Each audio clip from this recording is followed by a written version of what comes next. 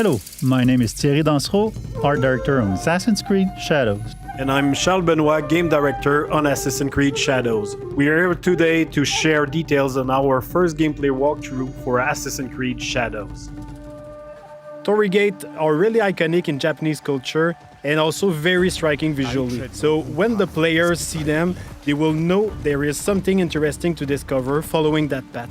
It can be secrets, it can be loot, targets, everything that fuel your progression. Fukujiyama. At last.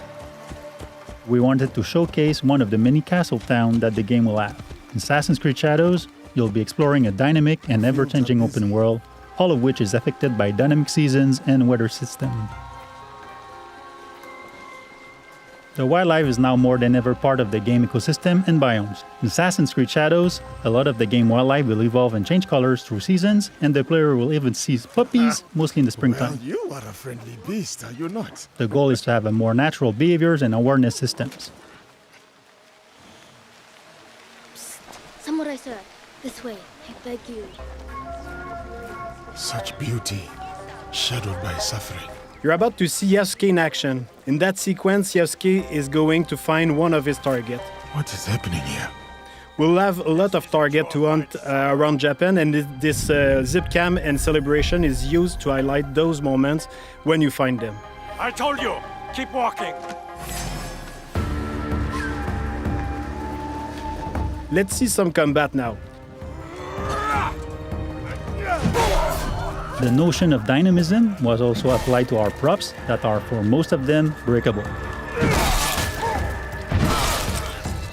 Yasuke is using a kanabo, so it's a big, massive weapon, slow but very impactful. It's the best weapon to break enemies' armor. It's also a good tactic to remove armor first because it reduces the time to deal with your opponents. You can see the yellow bar under the enemy. It represents the armor, and once it's broken, it's a lot easier to land hits and inflict damage. Attacking and defending charge up your adrenaline meter. Once it's full, you can spend all the resources to push back or knock down or inflict damages, and even put the enemy vulnerable. One of the big combat novelty is the posture system. You can hold your attack and posture at any moment inside a combo. Those attacks inflict massive damage and can also branch into execution.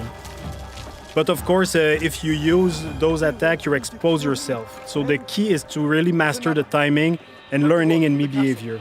In the end, your competency can give you an edge over your stats. Persecutor. Greed cannot rule this village. The players always have two weapons at the same time, so they can freely switch between both of them.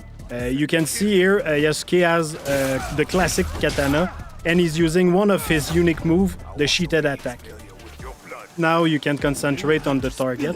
You can see the katana is a lot faster and versatile. Looking at the target, you see he's a lot more reactive and defensive. If you're taking the posture like right now, he's also using one of his posture against you. So it creates really this dance between the two fighters.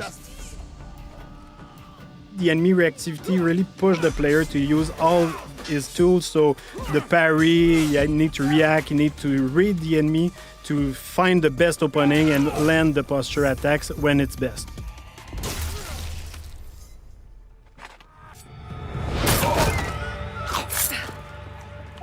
Yasuke and Aoi have their own personal story and their own life. But once they allied, they cooperate to achieve the common objective. Too slow. It means you can also switch at any moment in the open world. Of course, not during the infiltration or when you're fighting, but otherwise the players can really choose the character they want at any time and choose how they want to play them. We should go. Not before we send our allies to look for him. In this sequence, Yasuke is suggesting to use the Spy Network. It's a new system that we introduced in Assassin's Creed Shadow to support the Shinobi fantasy and help the player to find their objective. So you can send your spy to scout areas and spot your targets or the quest objective you have. Sometimes we have both characters in the cutscene where you can pick the one who answers or ask questions. At the end, you can also pick the character you want to continue with. You can choose between Naoe being more stealth-oriented or Yasuke being a bit more focused on fight. Be careful in there. Don't worry. I won't be alone. It'll be me and the shadows. From this point, we are with Naoe inside the Fukujiyama Castle. Feudal Japanese castles are amazing playgrounds as they offer a lot of opportunity to play in them in a stealth way or rather in a fight-oriented. In the following sequence, you can see what's new in terms of parkour and stealth. First, our grappling hook. It's fully physics-based, so your speed and direction can affect where you go. You can also assassinate from the grappling hook, as you can see now. We brought back the cover system to sneak and peek, so you can use your tool from there. You can also observe your surrounding. You can now use prone and crawl in tall grass, so you can hide, you can go under small openings, so it's really useful to sneak around. You're mine now, Snake.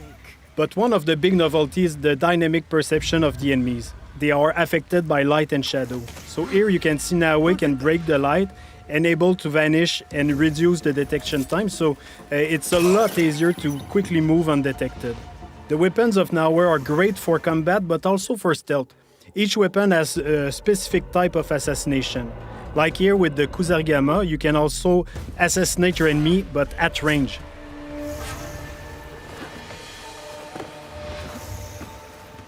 With Naoe, you'll feel like a shinobi with all the new animation we added to make her a lot more agile and faster when doing parkour and everything she does basically. Naoe is an agile, self-focused shinobi who will use noise, light and shadows to evade detection as enemies respond to their changing surroundings. Naoe is currently making her way to reach her target. She's going through some elite samurai houses, and as she progresses, the player will see and discover other iconic areas of the castle, such as the daimyo quarter. The grappling hook can be also used to grab enemy, which is very useful to move them quickly and dispose of them in the better spot. It's much more efficient than just carrying dead body, for example. It's giving the player the option to decide if they want to kill or not. We have a couple of abilities, we have gear, we have weapons that can bring down enemies until they are wake up by other people. Like you saw with the Kusarigama, the katana also have special assassination. You can stab people through shoji door and stay mostly silent. So depending on the weapon you have equipped, you have a different assassination opportunity.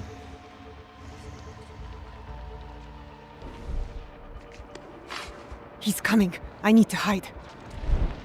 In interior, there are places to hide, but one of the cool ones is the beam that you can use to grapple on the ceiling. It's really useful to not being spot, of course, but also wait for an opportunity to assassinate.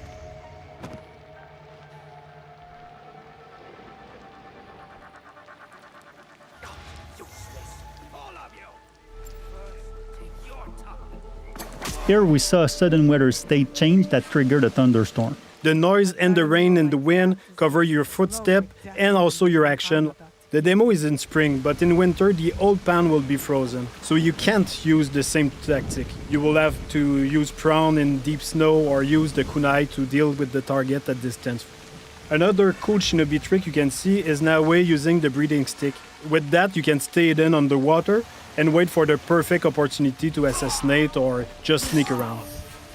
If you're detected, you can choose to escape to return to your stealth loop or go straight in combat. Naoe is choosing combat with the Kusarigama, a versatile weapon that can use the cycle in one hand and the weighted chain in the other, allowing some range and melee fight depending on your attacks.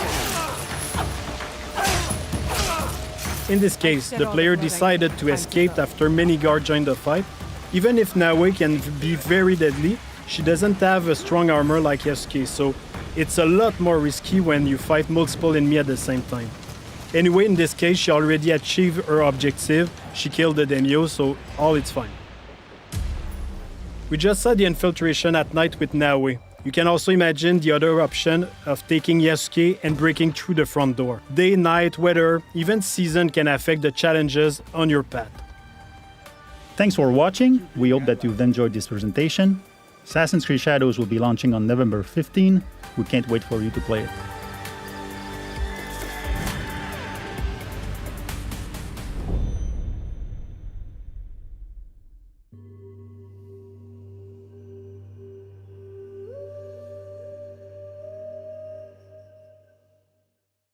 Product not yet rated.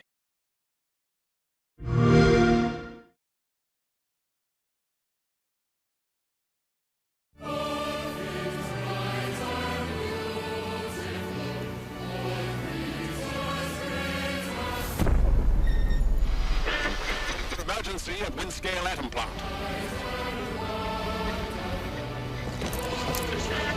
It's not emergency, but disaster. Now the worst seems to be over. Wiring target.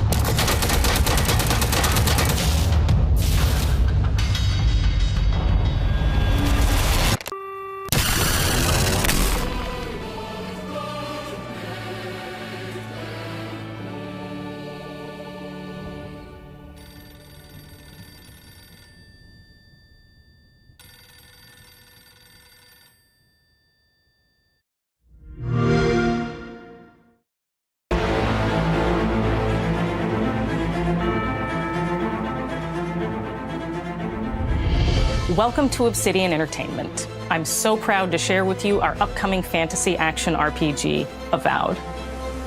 Avowed is an adventure into the heart of the living lands, a frontier at the edge of the known world, where you must put a stop to a mysterious spiritual plague and discover a secret at the heart of the living lands. At Obsidian, we love creating worlds with deep themes, dynamic gameplay, and thoughtful reactivity. And Avowed is no different. We set out to blend the believable and fantastical to give players a world and experience like no other. It's colorful, it's vibrant, it's strange. It's one of the most incredible settings in the world of Aora. There's going to be a lot of great secrets to discover, one of which has a really personal connection to you as the player character, and you're going to have a great time getting to know those secrets and leaving your mark on the world. And when it comes to encounters, our combat brings the best of the moment-to-moment fun that comes with action-oriented gameplay and the depth and breadth of choice that you get with an RPG. Here to talk more about Avowed's combat is Gabriel Paramo, Gameplay Director. Here at Obsidian, our team's overarching goal is to empower you with choice. So we developed a flexible combat system that allows you to quickly swap from spellcasting and sharpshooting to melee combat. We want to give you the freedom to mix and match your loadout to fit the way you want to play from moment to moment, uninterrupted. For all battles, you can combine a variety of weapons, attacks, and abilities for tactical advantages against a wide range of enemy types. It's not just hacking and slashing. You're making real-time decisions about when to use your abilities, powerful melee attacks, blocks, parries, and special attacks. If you choose to approach combat with a one-handed wand, it feels quick and snappy when dealing damage to enemies at mid-range. Using the Tanglefoot ability, you can stop enemies in their tracks, giving you the opportunity to focus on weaker or tougher combatants in an intentional and controlled manner. It's important to pay attention to the types of enemies you're dealing with. Some units are extremely defensive, some are brutishly difficult, and others you must make sure you prioritize or their healing capabilities will put you in a tough spot. To help with the different encounters you will face, we provide customizable loadouts that can be quickly switched during combat. That means you can play however you want. Equip a sword and shield and charge into battle.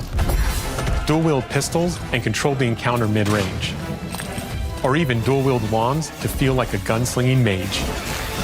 You could use your enchanted wand to freeze enemies and then use your offhand weapon's power attack to shatter them. We've worked hard to keep you constantly engaged as battles unfold by creating a balance between pressure and manageability during combat. Players will have ample choices for how to build and progress their envoy in the world of the living lands as they get to know the game and the story and explore the many diverse regions. Some quests in Avowed will have you make difficult decisions with profound consequences, like this side quest you may encounter in Shatterscarp, the third region you'll explore on your journey through the living lands. As you're exploring, you come across the bodies of these fallen soldiers. And as you explore the remains of the battle, it's up to you to determine who, if anyone, is at fault. Just the 4 of us. Manu, Kiri, Naoki, and me. Training under Captain Ruiki. Trying to keep Thirdborn safe. In other words, you're a gang of vigilantes. Not that I'm one to judge. Here. Take my badge. Take everyone's. Our families deserve to know we fought and died for them. Making the right choice isn't always what it seems. We embrace moral nuance and gray areas, trusting players to make tough decisions in complicated situations. My squad and I rested in the cave by the water last night, and as we were sleeping, we were ambushed by those miserable Zorips. I was so surprised, and it was so dark. I just got separated from everyone else. Look, I can't face those monsters alone, but I have to know if anyone else made it out. Of course he did. Sergeant Asui never has a thought he won't say out loud. So what did he tell you? That Captain Ruiki was sick? That I was paranoid? That I was a dumb baby? I heard it all often and loudly. Wait, if you found Sergeant Asui, why is he not here with you? What happened? At the end of the quest, you have a choice. When you confront Private Naoki, if you believe the story he's told you, you can hand over the badges and let him go back home. You're right. Real battle isn't something you can prepare for, is it? It's not my fault. No, they should have never have camped in the cave. I'll take the badges. I'm going back to Thirdborn. But if you confront him, if you believe that he fled the site of the battle as an act of cowardice, then he might challenge you to a fight to reclaim his honor. Either way, when you return to town, you'll see the consequences of your actions and the choices you made during this quest. Creating an immersive experience like Avowed is anchored in the world we build. Art director Matt Hansen and the team have worked to create a unique, colorful, and dynamic visual style. From the outset, we knew that we wanted Avowed setting to feel rich, weird, and wonderful.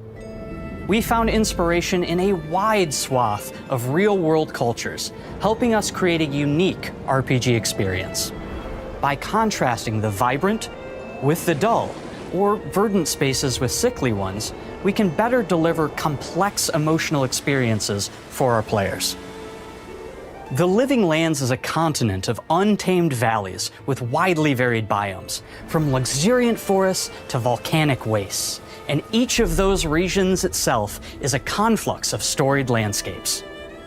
All of the regions have a lot of special things associated with them, but I have a deep place in my heart for Shatterscarp.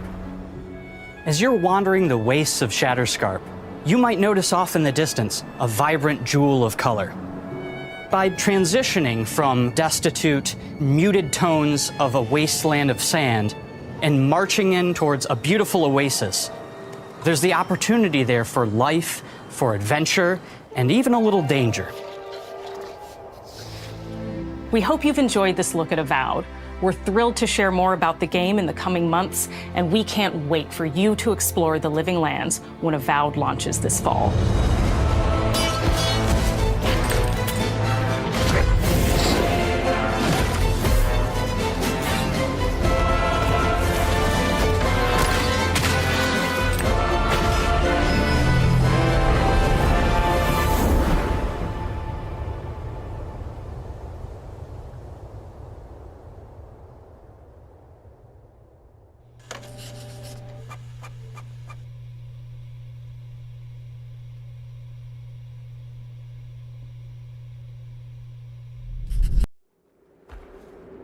Their minds yearn to ascend, yet fame still holds sway. Their glory fades through time in tombs of somber gray. You too want to be an immortal? Master, are there more good folks in the world or bad? More good, of course. Then why is there always suffering? And why do the bad folks always win? Because goodness without teeth punishes not. It only foments evil. Cleanse the world with blood and grow lotuses in it. That is your destiny.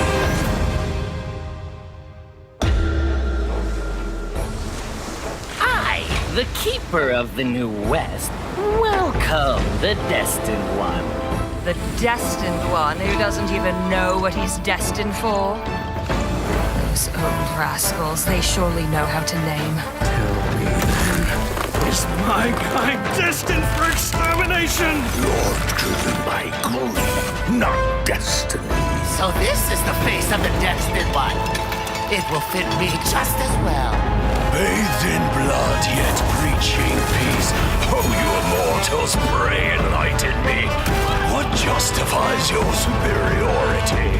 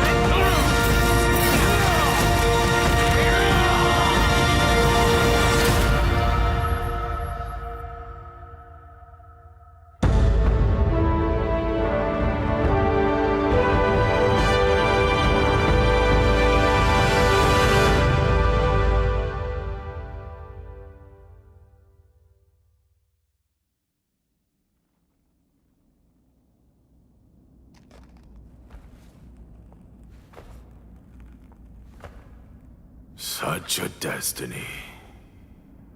Do you still want it?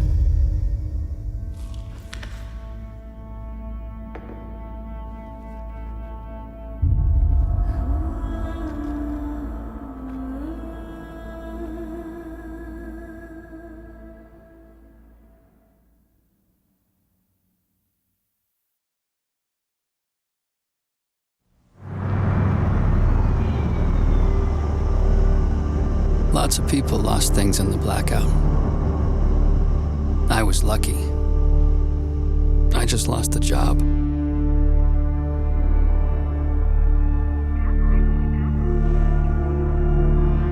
But now, they want me back.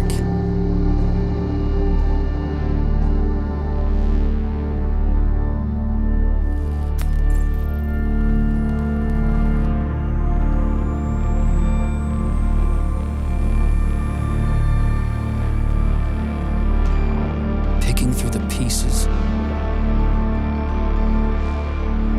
being someone else, in places that no longer exist. That's where you'll find me, searching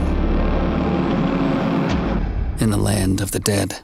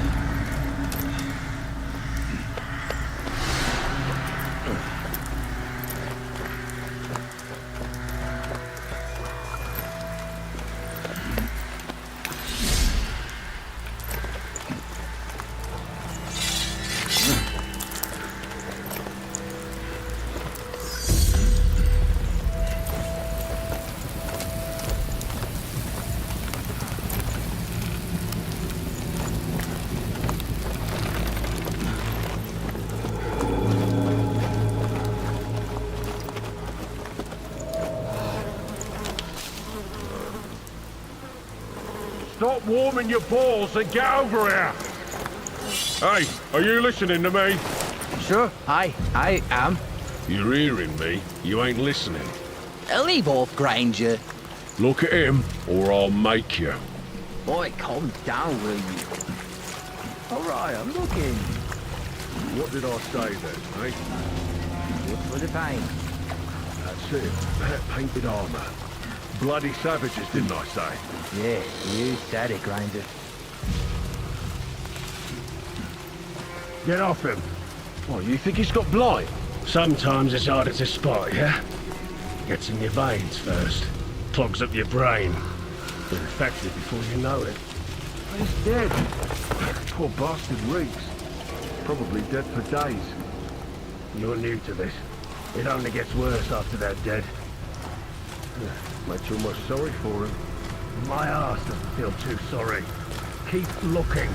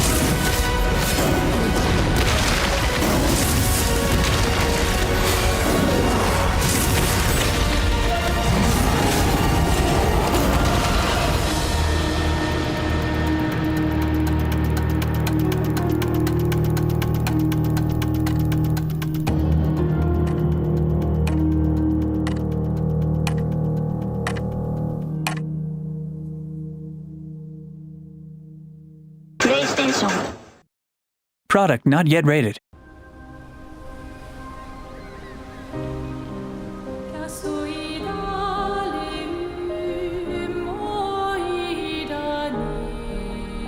Soon she'll wake and paint again.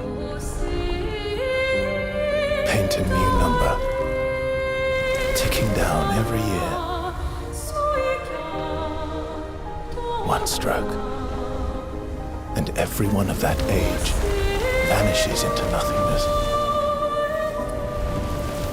Every year she paints again, and every year an expedition departs for the continent with one hopeless mission: destroy the paintress so she can never paint death again. We'll break the cycle so she can't steal anyone else's future. This world is full of wonders. Yet everywhere we go, we walk with death. Do you mean we're the only ones left?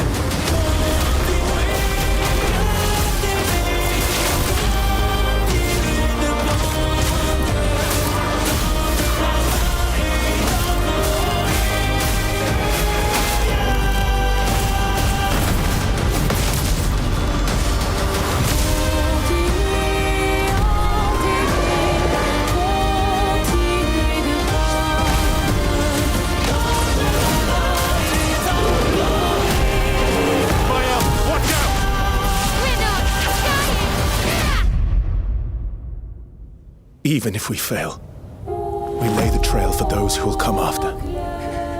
Right? We are Expedition 33.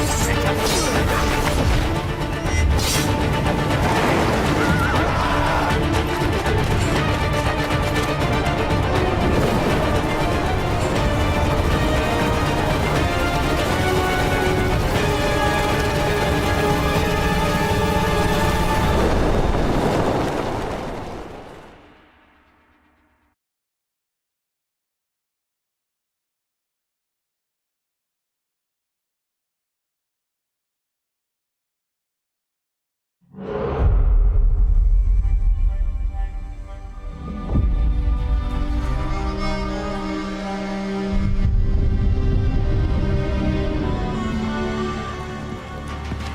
hope Nev's as good at finding people as you claim. She's the best damn detective I've ever met. If she says she's got a lead on Solus, I believe her.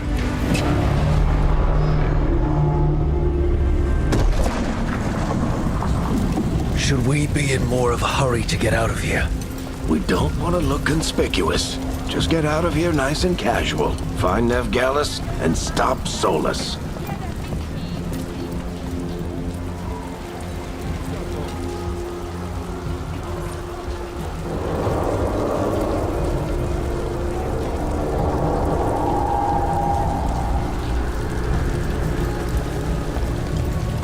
You still think you can talk him down before he starts his big ritual?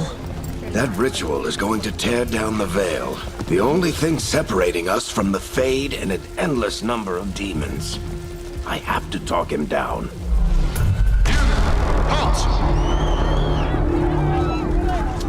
Wait! But I didn't do anything! Get down! Are they after us? Is it because of the bar? Word travels fast in Minrathous. We've got to help her.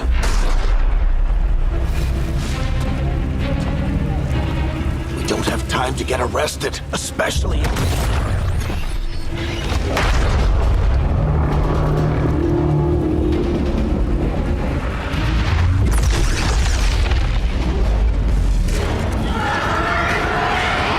Oh, crap. We're too late. The ritual started.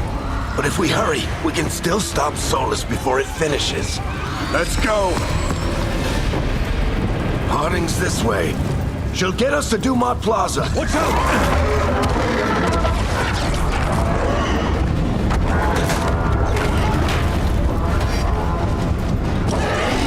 Is Solus summoning demons on purpose? My guess is the veil is weakening, and they're slipping through the cracks. And when the veil comes down completely? And the whole world is going to look a lot like this.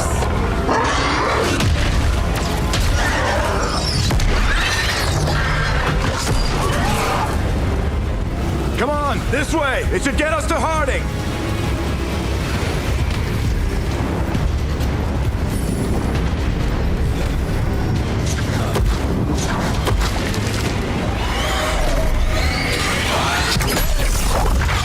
You're safe now. Get inside and bar the door as quick as you can, okay? Thank you, miss. Harding, you all right? I've been doing what I can to help. The ritual must be weakening the veil. There are a lot of scared people out here. And a lot of demons. Haven't seen this many come through the Fade in years. What about you two? Are you okay?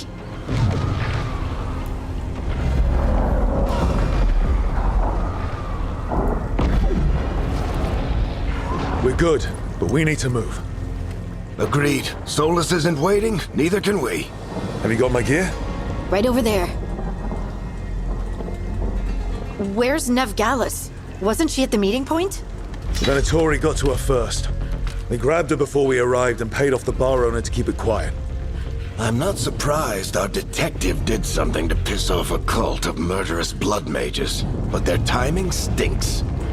The bar owner said the Venatori took Nev to Dumont Plaza.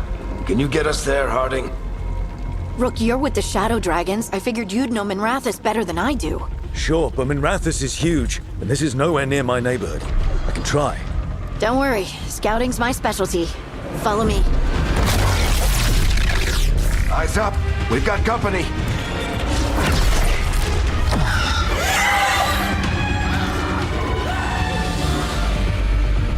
Demons, here they come.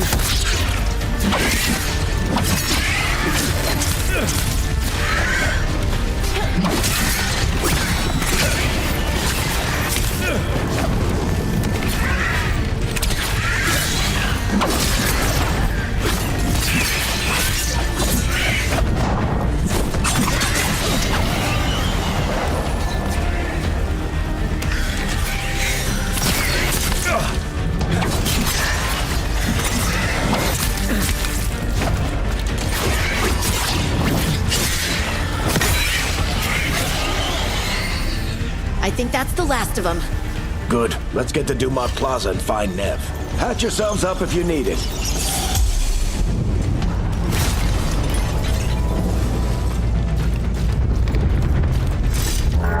You are in violation of Imperial order. I don't get it. If Solus tears down the Veil, doesn't that destroy everything? Solus always talked about how beautiful the ancient world was. That world existed before the Veil, and he wants to bring it back.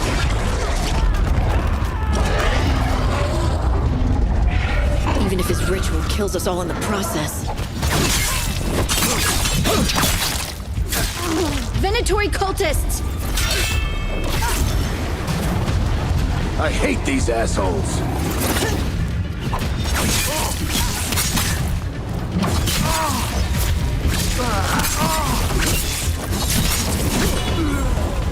Looks like the Venatori put up a barrier to block the way. More intruders! Avenge our fallen brethren!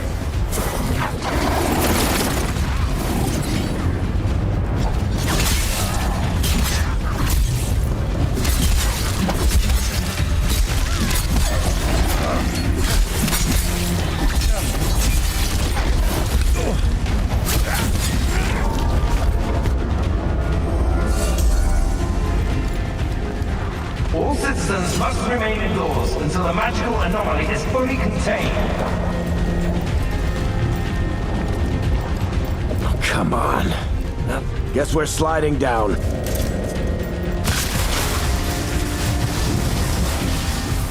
They're allies of Nev Gallus! Kill them all!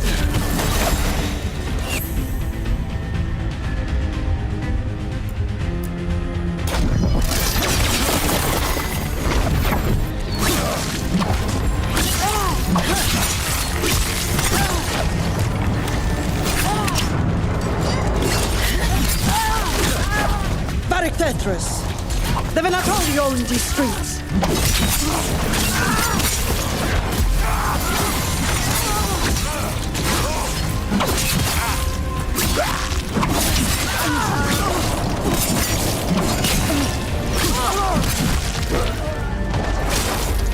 Venatori, take your revenge!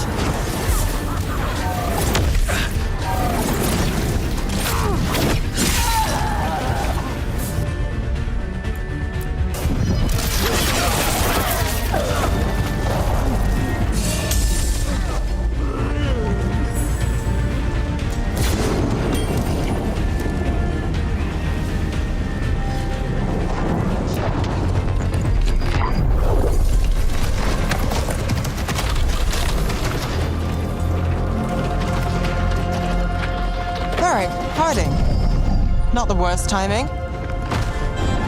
Nev, it's so good to see you. We thought the Venatori had kidnapped you. They thought the same thing. A lot of Venatori in the city have reason to hate me. Figured I'd play along. Find out who wanted to settle the score this time. Then the sky started raining demons. So I'm back on the job. Appreciate it. Rook, this is Nev Gallus, our local expert. She's gonna help us find Solus. Nev, meet Rook. Both of you have done some work for the Shadow Dragons. Isn't that a coincidence? Some old friends said if I was working in Tevinter, the Shadow Dragons are worth trusting.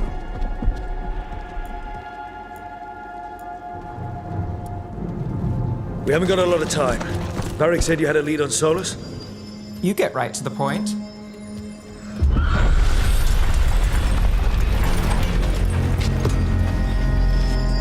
I haven't seen Solus in person, but I did find hints of old magic, similar to what you get in elven ruins. I traced it to a building beneath Our Lady of Victory. That's where your man is hiding. Then let's go, before this ritual he's doing gets any worse. Worse? This ritual's already drawing more power than I'd expect from a dozen mages. You told me he was working alone. I also told you he was an ancient elven god. An elven god. Well, whatever he is, he's causing trouble in my city. Let's go. All citizens in the canal districts must remain in their homes.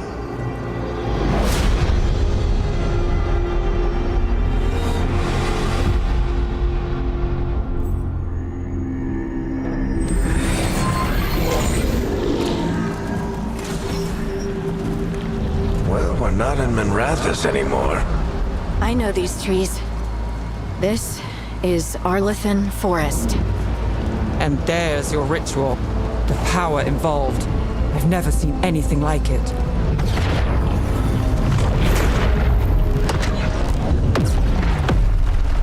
The tremors are getting worse. And we've got demons.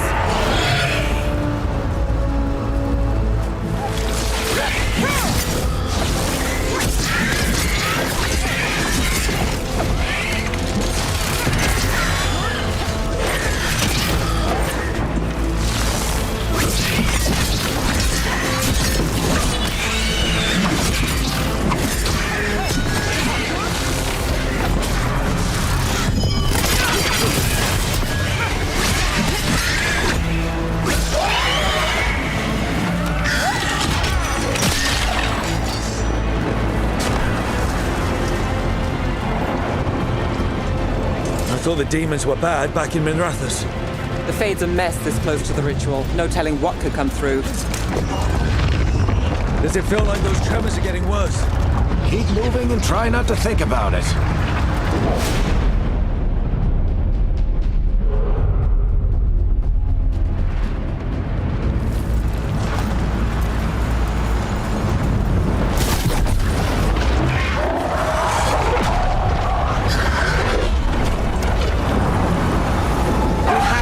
Demon quickly.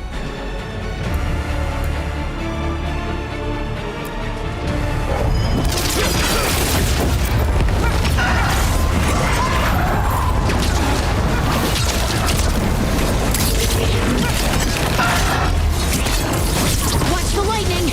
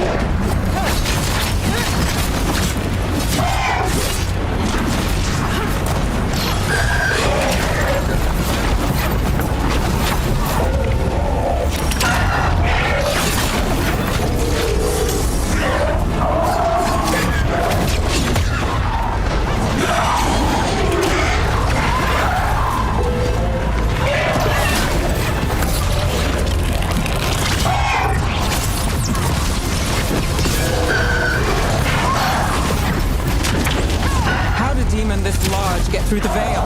It's a pride demon. Damn thing probably sensed Solus's ego.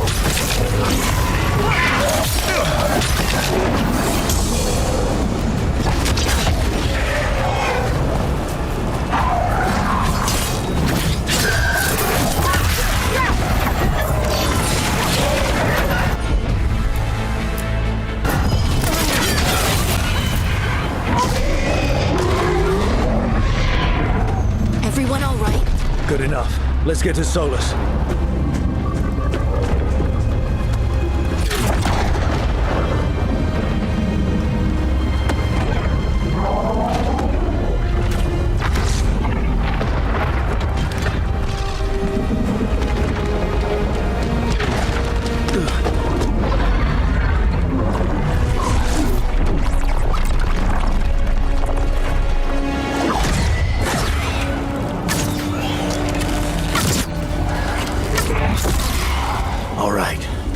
Take it from here.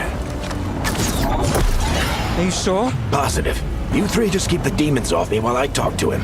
Varric, Solus isn't gonna stop just because an old friend asks nicely.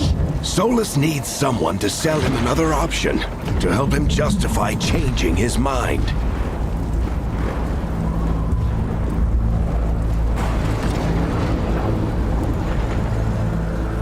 Come on, Varric. We didn't come all this way just to talk to him. He was my friend, Rook. I gotta try to reach him. But if he won't listen to me, then he'll hear from Bianca. More demons!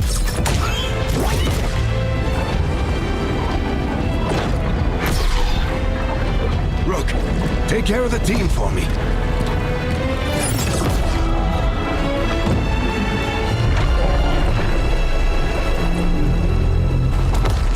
Hey, Chuckles. Hope I'm not interrupting.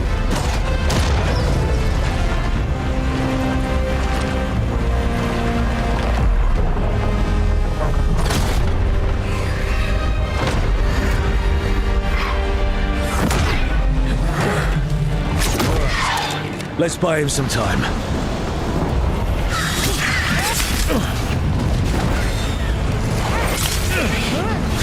I hope Varric is getting through to Solus. We better talk fast. We can't hold these demons off forever.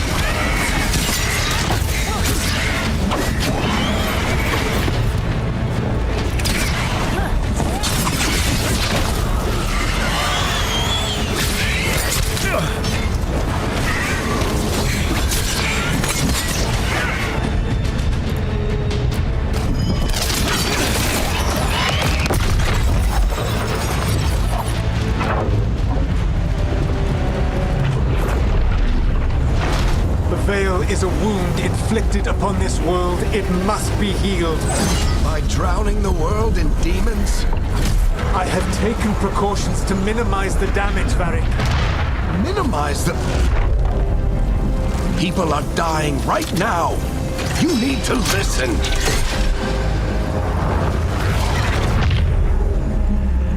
Please.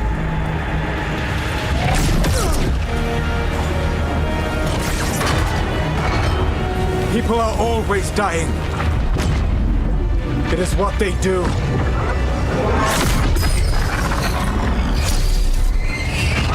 Shit. We need a better plan.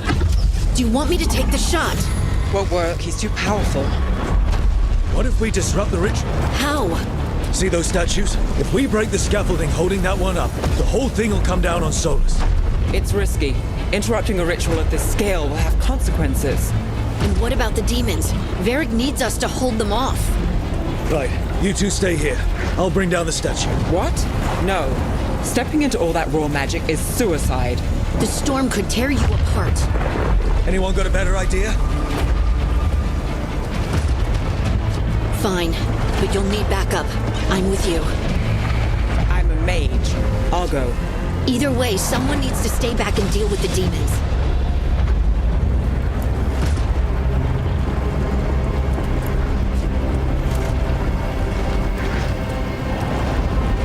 Let's go, Hardy.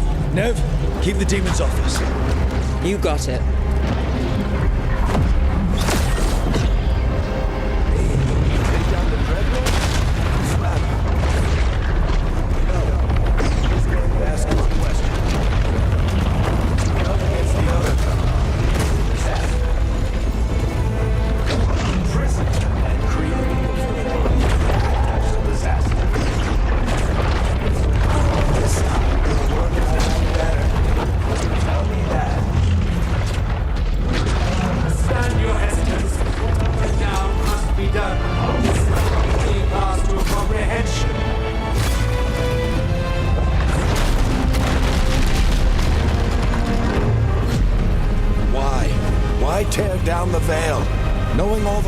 It'll cost. We shared a journey years ago. Do you believe that I would do this if there was some other better option? The pillar's weak, but... It isn't falling! We need to push it! I'm with you! Together! Now! You came a long way and made a valiant effort, Varric, but this story does not end with my downfall.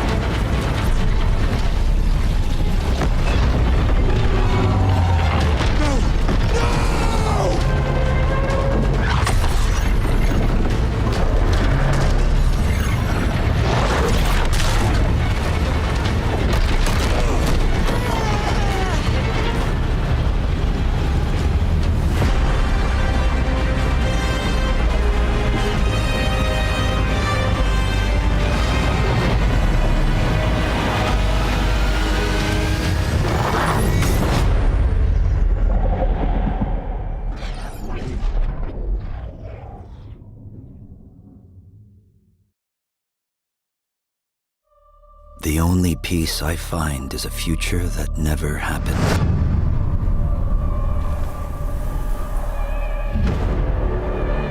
One where I, Paul Atreides, was never born. I created the future until it created me. But I see a narrow way, a path that might have been. What if my mother had obeyed her orders and given birth to a girl? Everything would change. Dr. Yue exposed before his betrayal. A world where my father lives. House Ateides surviving the Battle of Arrakeen. S.T.A.L.K.E.R deployed to protect the spice melange. A war of assassins spreading across the planet. Fremen exterminated. No Muad'Dib. No Lisan al-Gaib. No Kwisatz Haderach. All of my visions lead to horror. Except for this one. This one leads to you.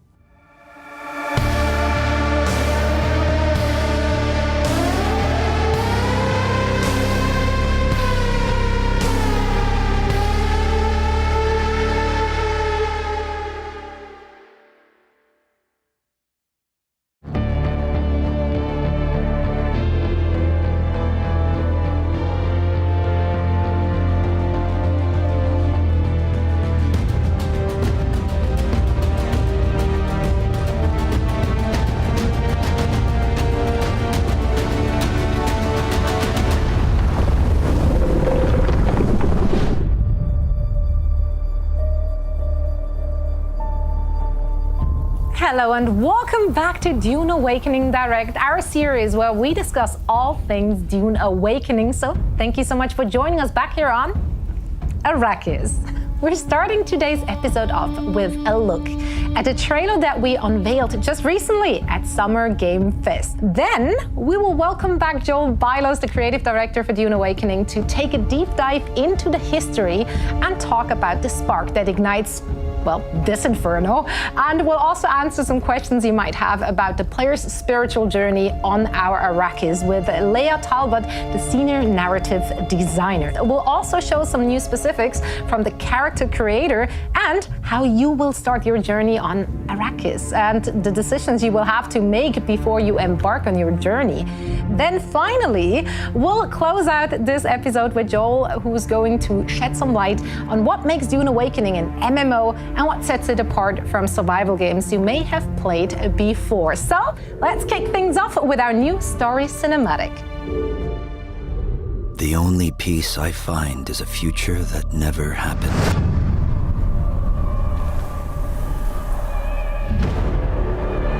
One where I, Paul Atreides, was never born. I created the future until it created me. But I see a narrow way, a path that might have been. What if my mother had obeyed her orders and given birth to a girl?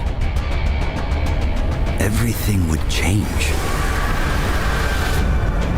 Dr. Yue exposed before his betrayal. A world where my father lives. House Atreides surviving the Battle of Arrakeen. S.T.A.L.K.E.R deployed to protect the spice melange. A war of assassins spreading across the planet. Fremen exterminated. No Muad'Dib. No Lisan al-Gaib. No Kwisatz Haderach. All of my visions lead to horror. Except for this one. This one leads to you.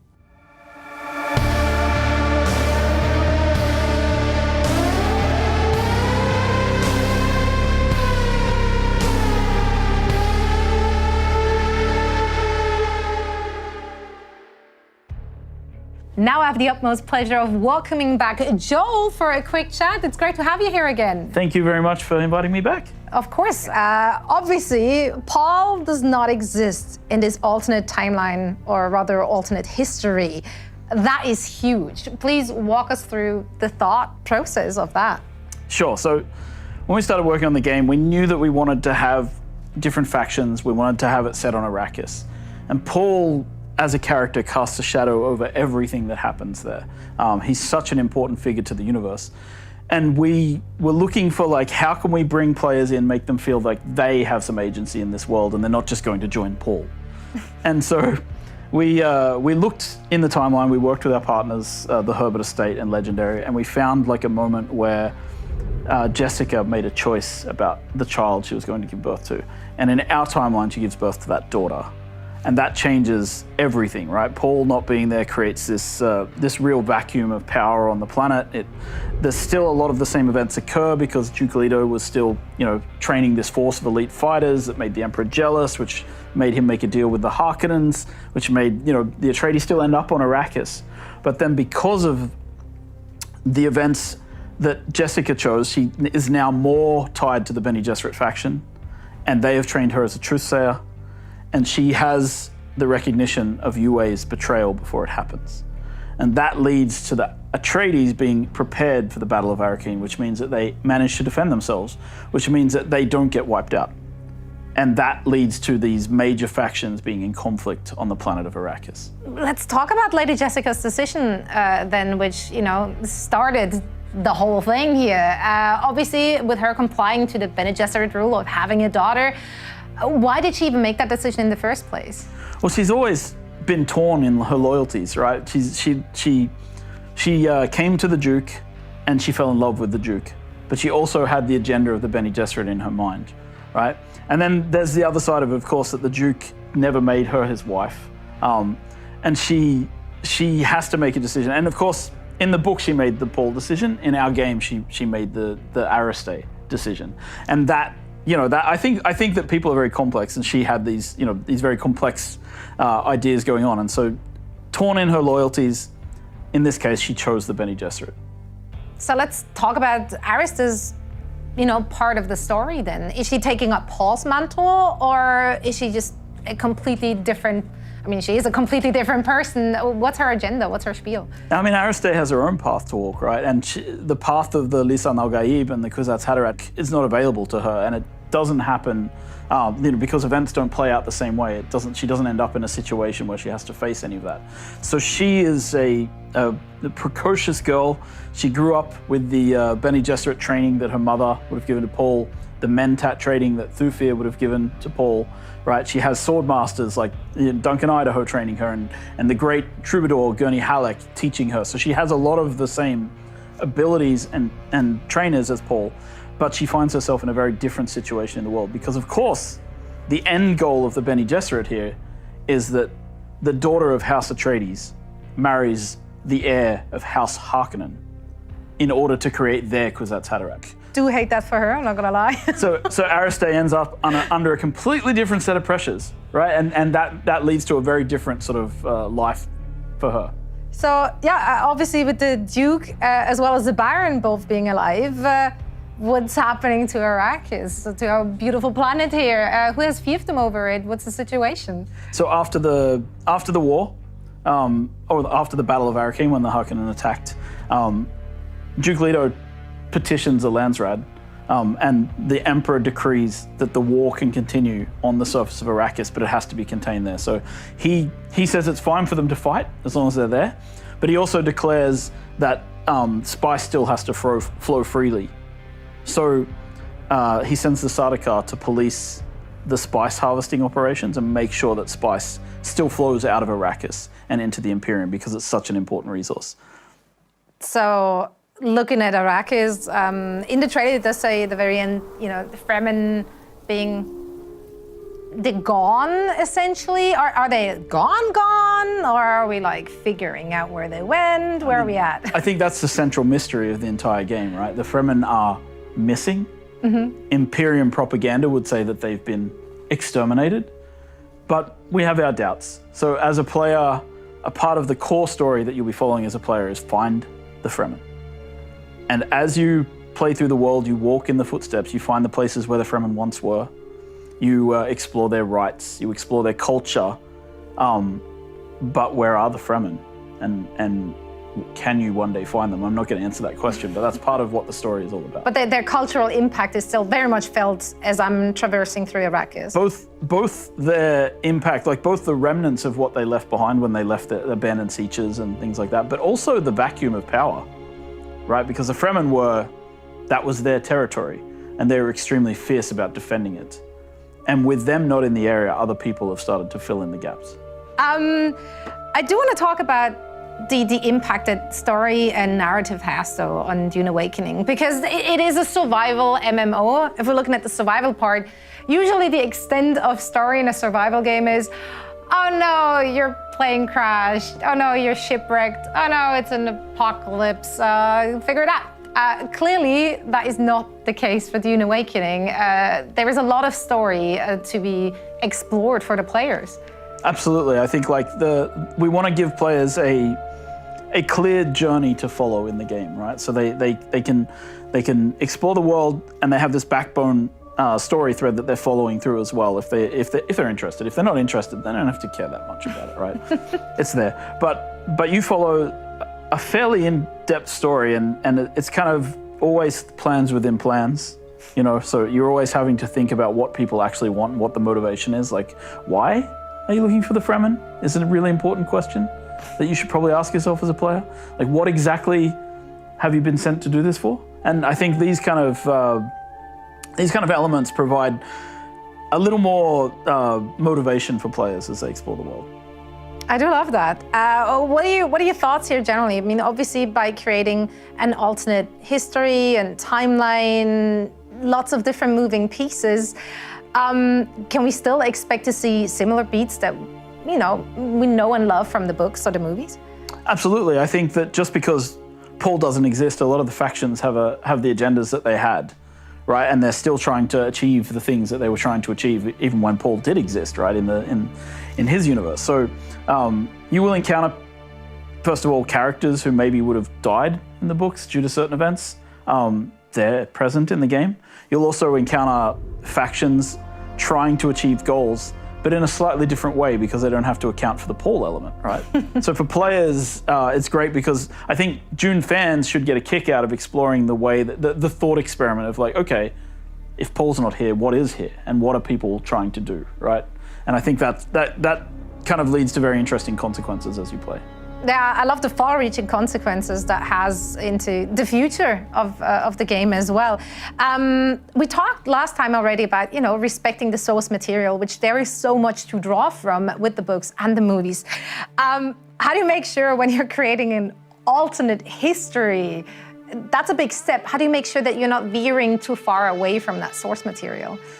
Yeah, I mean, I think it's just a matter of like taking the source material as always the starting point, like being able to extrapolate out in ways that are like as logical as possible, and being able to say, look, I started here at point A, and my conclusion is, yes, I'm here at point B, and because of the old history, this makes a lot of sense as a logical conclusion. So we start there.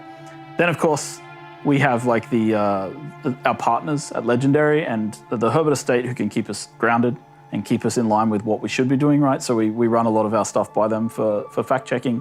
Like we have this ridiculously long timeline document that we've written, and I think it's like 10,000 words of just timeline. And then we've shared that to get it approved by the Herbert Estate and things like that. So we do our research, and we always start with the source material. And I mean, I think it's pretty clear from everything you've said, from everything we got to see thus far, that there's a lot of love and respect for the Herbert's writing, for the source material we're also seeing from the movie. So I know for sure that the game is in very good hands with you guys, Joe. Thank you. I mean, I will say the one thing that we try to do is just make sure that we preserve the legacy. And part of the reason for doing an alternate timeline is that we don't want to step on what's been created that's amazing. We want to do the sideways thing and not actually ruin any of the canon over there. And it's honestly so smart, because in doing so, you now opened up this whole new alternate timeline for everyone. Now let's actually hand it over to Leia for a look at how this alternate Arrakis is still just as steeped in spirituality for all of our players to explore.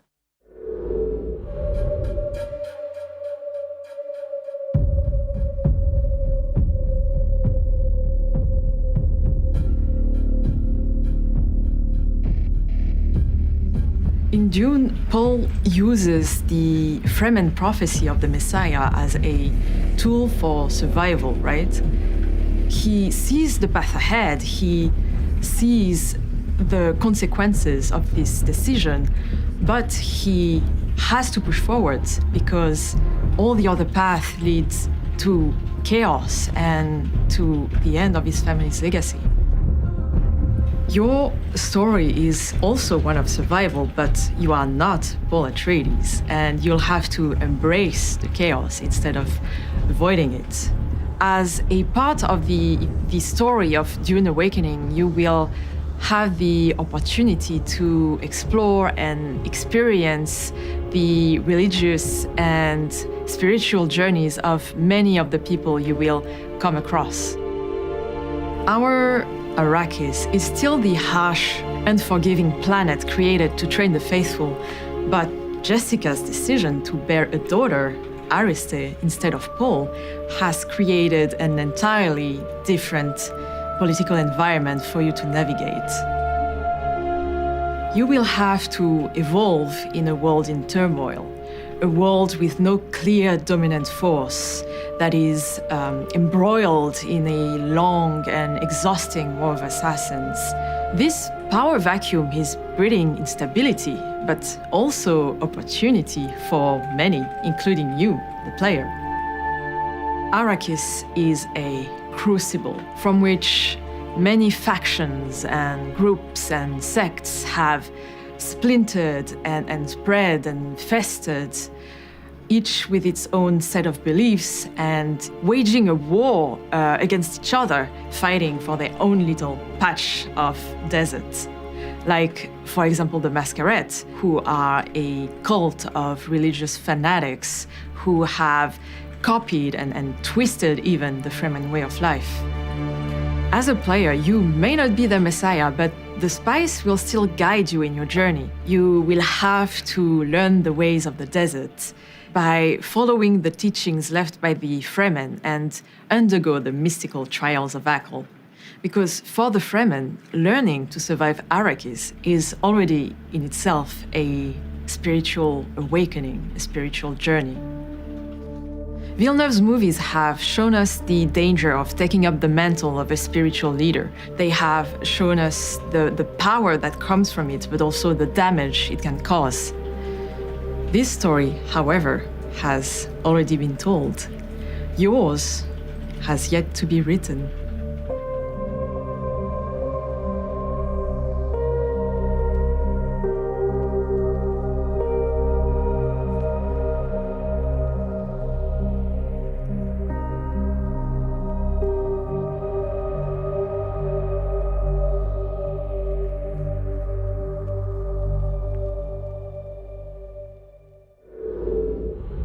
Now that we know a little bit about the story of Dune Awakening's Arrakis, let's look at how our journey begins with Niels, producer on our creative team.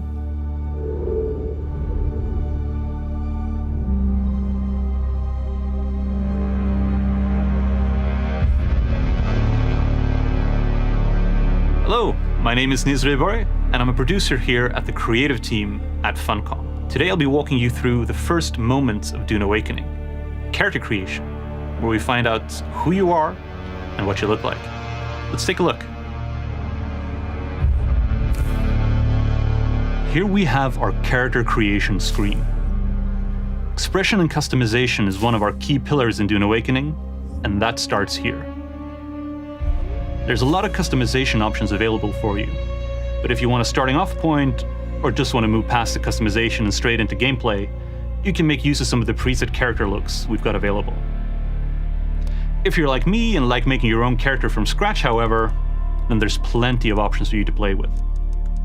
You can change your body type and your general body shape, tweaking anything from height to the thickness of your arms or legs to adding freckles or even vitiligo. There's too many small details for me to delve into all of them, but it's safe to say that if you love sliders, we've got plenty of them. Apart from being able to tweak the minute details of your nose or your mouth, you can even affect your age. Look at that. Looks great to me. The other classics like hair, beards, and eyebrows all have different choices for you to make or affect. But on top of that, you can also add in tattoos and facial scars. We even let you choose how faded with age they've become. Play around a bit with our makeup options, and soon enough, I think you'll have a character you can enjoy exploring Arrakis with. Now that we've selected our physical appearance, we give our character a name and we continue, because we're more than just a pretty face. Customization is about more than just how you look. It's about who you are and where you come from. Have they told you what I am? Then I will sift your words for lies. Let's begin. Where were you born? Your character's background affects how they get to interact with the people of Arrakis, giving you different dialogue options depending on who you are.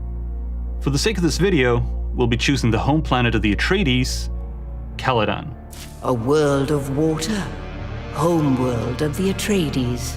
Next, we determine your caste, where you belong in the strict hierarchies of the Imperium.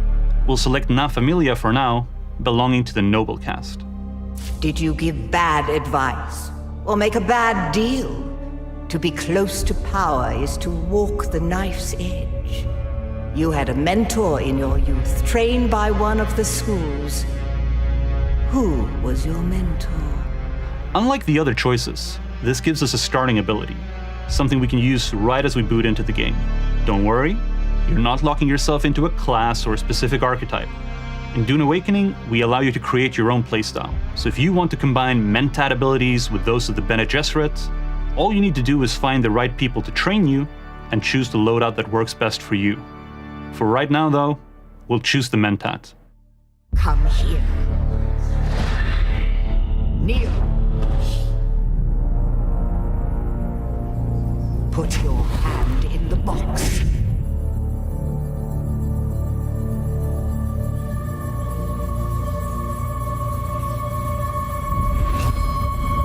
I hold at your neck the Gonjabar, the high-handed enemy. Don't pull away or you will die. Great plots are afoot in the Imperium, and the currents of intrigue run deeply. Arrakis is the key, and the Fremen are missing. You will go to Arrakis as our agent, prisoner. You have one task. Find the Fremen, wake the sleeper. You will know when it is done.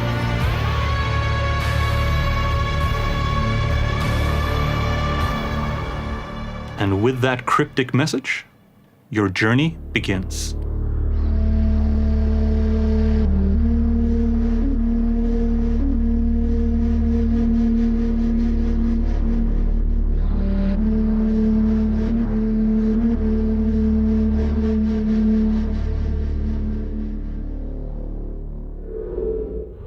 Now, before we move on to another topic, is there anything you can share, Joel, about the state of development for the game? Sure. So we've recently opened what we call persistent beta. And what that means is that we're leaving it up 24/7.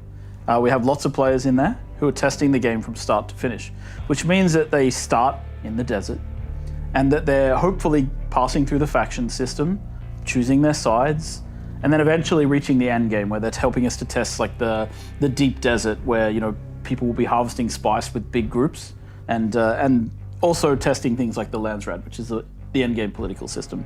Now, not all of these features are online, and in fact, if you look at the beta right now, there's a lot of fires to put out and plenty of bugs they've been finding for us along the way. But yeah, so this is where we're at. We've gotten these features in. We're trying to now gather sort of player feedback, player data on how they approach these things and whether they're really working and what we need to do to tweak them to be better. That's what I love the most about betas. You give players an opportunity to break your game in so many different ways you didn't even think are possible. Absolutely. I like they managed to do it on one server where they could log in and not move. And it was amazing because it was like we didn't even believe this could happen. And here it is. Everybody frozen in place, just silently looking at each other, talking in chat, but unable to actually move their characters. So, you know, that's all part and parcel, it's part of the fun. But I do want to thank our beta testers for their patience, because I know we're testing your patience at the same time. It's give and take, man. It's give and take. Now with the beta being more persistent, or continuous rather, does that also mean that people who are not in the beta can expect to see some more in-game footage soon, some more glimpses of combat, for example? Yeah, exactly. So as we move forward through the year, we're going to be showing more and more gameplay from the game. More of the combat system, which has been being revamped, melee, abilities, shooting, all of the things that people would expect to see.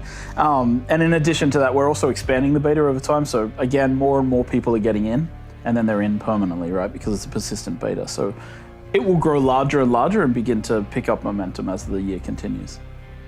Joel, I would love to discuss a bit of a more technical aspect. Of course, Dune Awakening, it's a survival game, it's an MMO.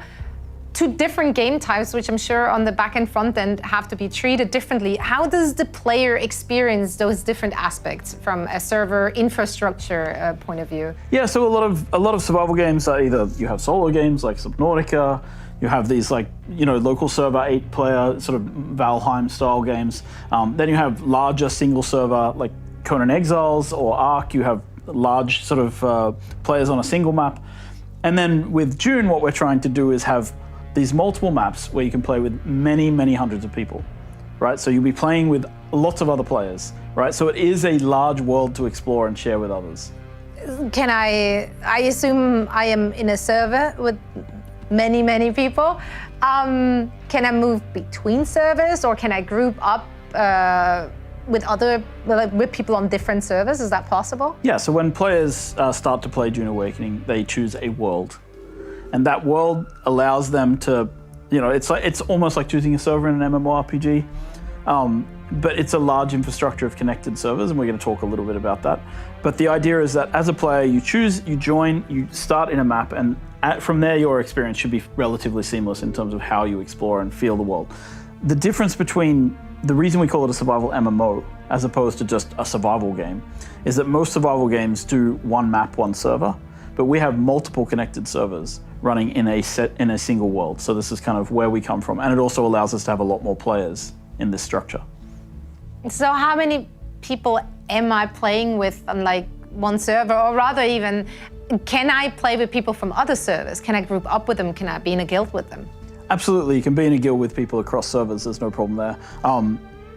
Within your world, you can join a guild with anybody, right? When you join the game, you start in a server which is a Hager Basin, right? We call it the Hager Basin. The Hager Basin is the starting server.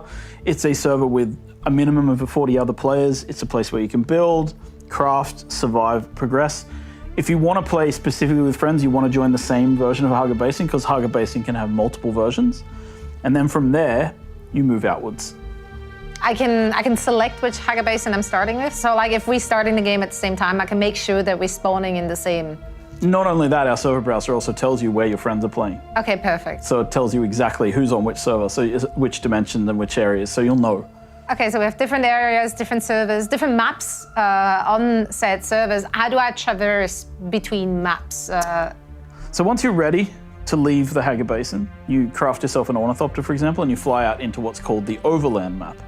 And the Overland map is a server, again, running, that you can meet hundreds of other players on, and allows you to see all the locations in the world. So you physically fly between locations on the Overland map. Now you said my homies can come pick me up. If you're a good homie and you don't want to put me in a dangerous spot, where do you bring me early on? Where can I meet other people? Where can I meet up with my guildmates even? Yeah, so once you've sort of explored the Hager Basin and you leave with your friends, you go out into what we call the Overland map. And in the Overland map, you have an overview of the entire world, and you can sort of see like the different maps that you have as an option. And one of those options are the social hubs, Harco Village and Arakeen, which are differently themed based on the different factions in the game, obviously, right? So you can go and visit Harco Village. It's a safe space. It's kept fairly okay, peaceful by the Canley piece. And in there, there's bars to visit, vendors to visit. There's the Chome exchanges there, and of course you and your friends can go dancing if you want in the clubs. Okay, did not expect that to be part of the game, but you gotta relax every once in a while as well. Now, once I'm done dancing and I slept off my probably hangover, I want to get out into the action. Where am I going? So then you'll go back to the overland map and you'll fly to the Deep Desert. The Deep Desert is this massive area. It's 500 kilometers squared. Or minimum 500 kilometers squared. It's actually a bit larger than that. There's, and that's where you can meet hundreds of other players. There is probably going to obviously be a player cap if too many people go there, but you should be able to handle quite a lot of people. And that's a completely seamless set of servers that are all connected together. It's generally a PvP map with a strip of PvE as people enter so that they can be safe when they come into the map and don't get ganked. And then you head out into the desert and you have these adventures where you're harvesting spice.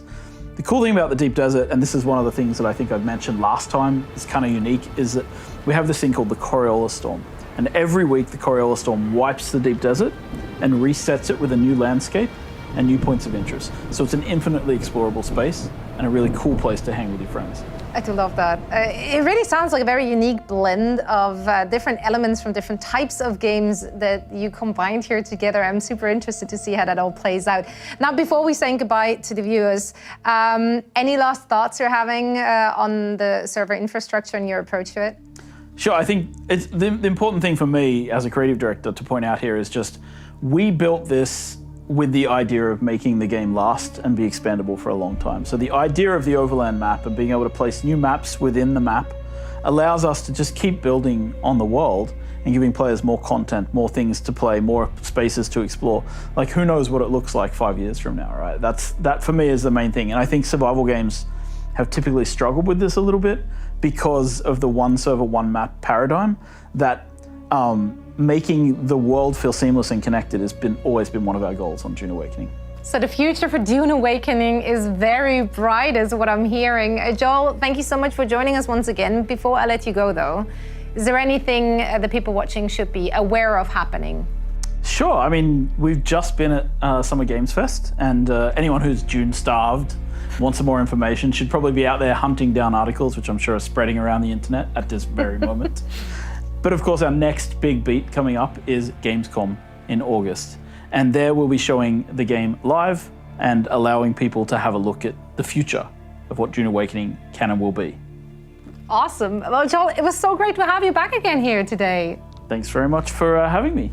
Always, always. And I'm super excited to see what you and the team have to offer at Gamescom. And in the meantime, remember to wishlist the game on Steam and follow our socials at Dune Awakening. Also, of course, make sure to join our servers on Discord to take part in all the discussions and keep up to date. We also have regular sneak peeks on TikTok, Instagram, as well as YouTube. But that's it from us here today. Thank you all so much for tuning in, and make sure to join us for the next Dune Awakening Direct.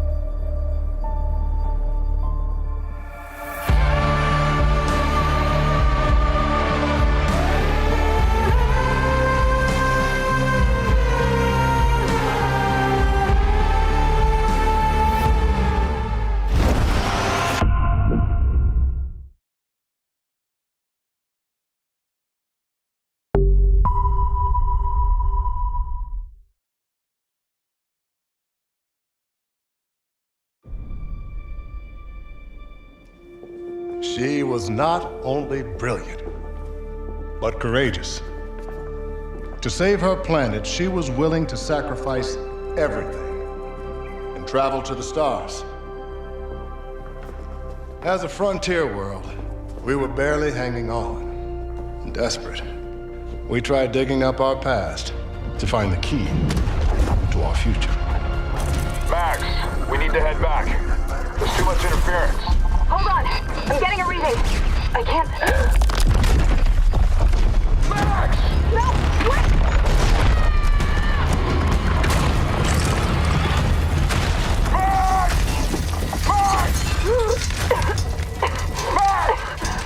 I'm all right. What she found that day was a miracle. It would be our salvation. And she used that ship to explore the far-flung corners of the galaxy. A traveler on the hunt for celestial treasure. Careful, Max. The data structure is incredibly dense. This is it.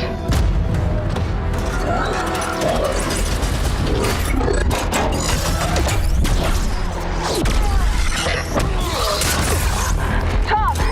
Stay down!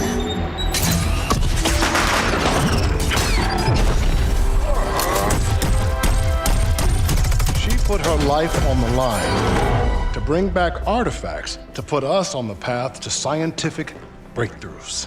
She risked everything, time and again. But despite her bravery, eventually her luck would run out.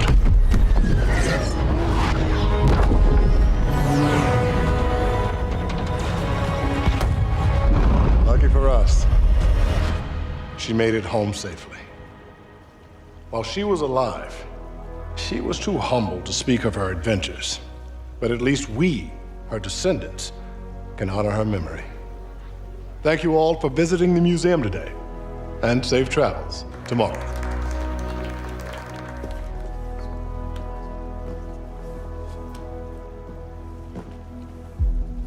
Hey, that's off limits.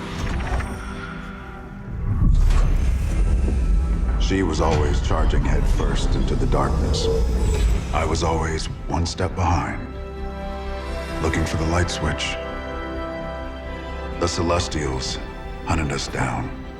I knew they'd keep chasing us until they ripped our ship apart. Come on!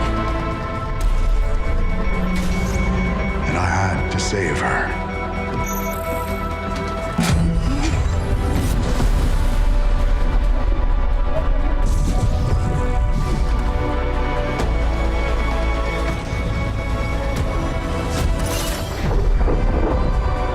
So, I led them away from this world, away from her. We both knew the cost of using the gates. When you travel at light speed, time slows to a crawl. It was only days for me, but an entire lifetime passed for her. And in the chaos of those final moments, we never said goodbye.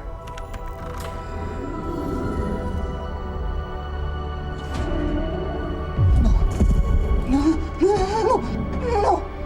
Come with me! Wait! Please! Tom!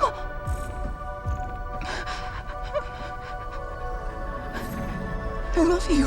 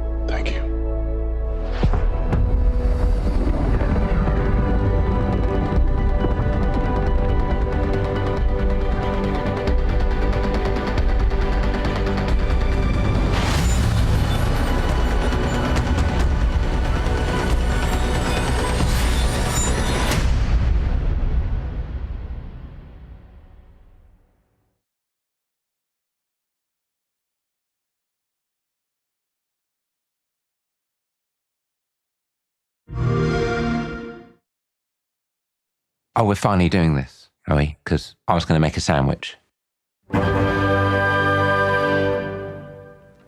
Okay.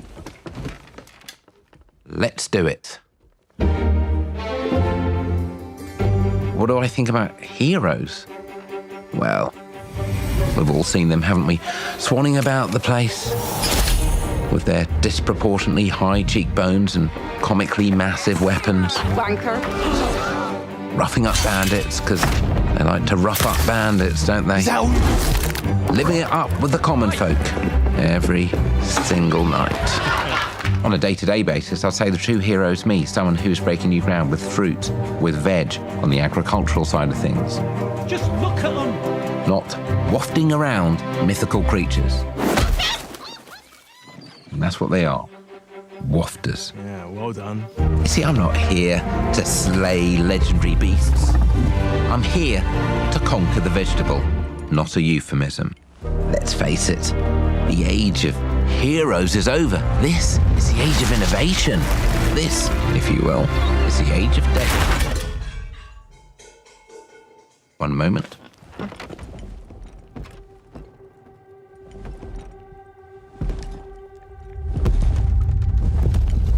This is awkward. Yeah.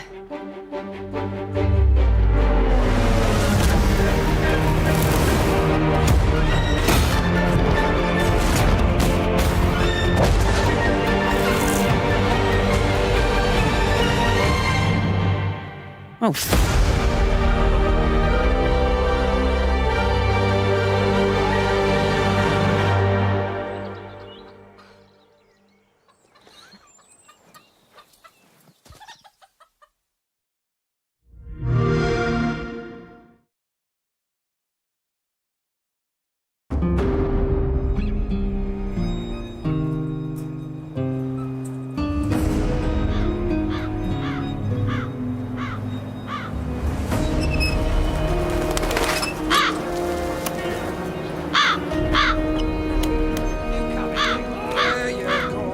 Off your arse! And you ain't paid your nugs yet? Oh, fuck me. Like splash these ways in. Do the same for that one. Hey! What? Nothing ever changes.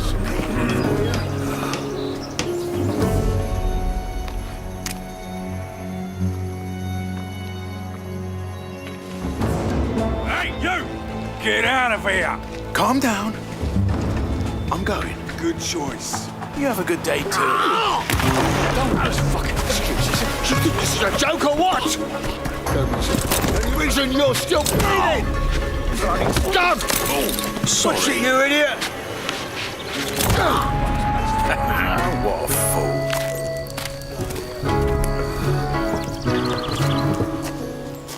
One at a time, boys. There's the line.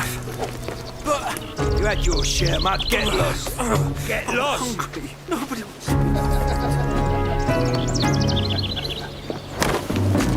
Oi, you twat!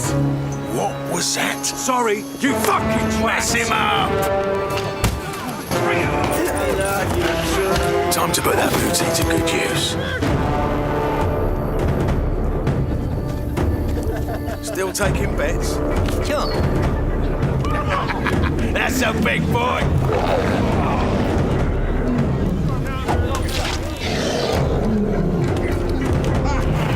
Come on, fry him! Yeah! Really thought you could get away with this, eh? Wait.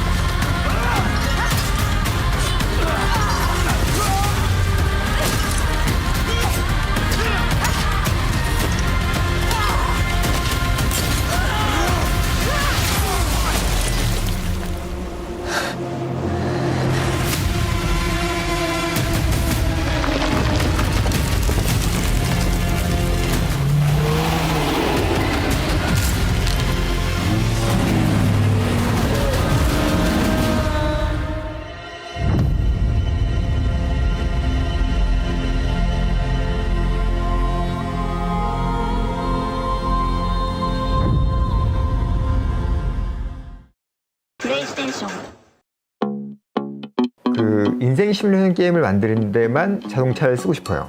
도시 편집인데 개발을 이제 많이 끝낸 상태예요. 걱정되고 잘할 수 있을지 제가 모르겠는데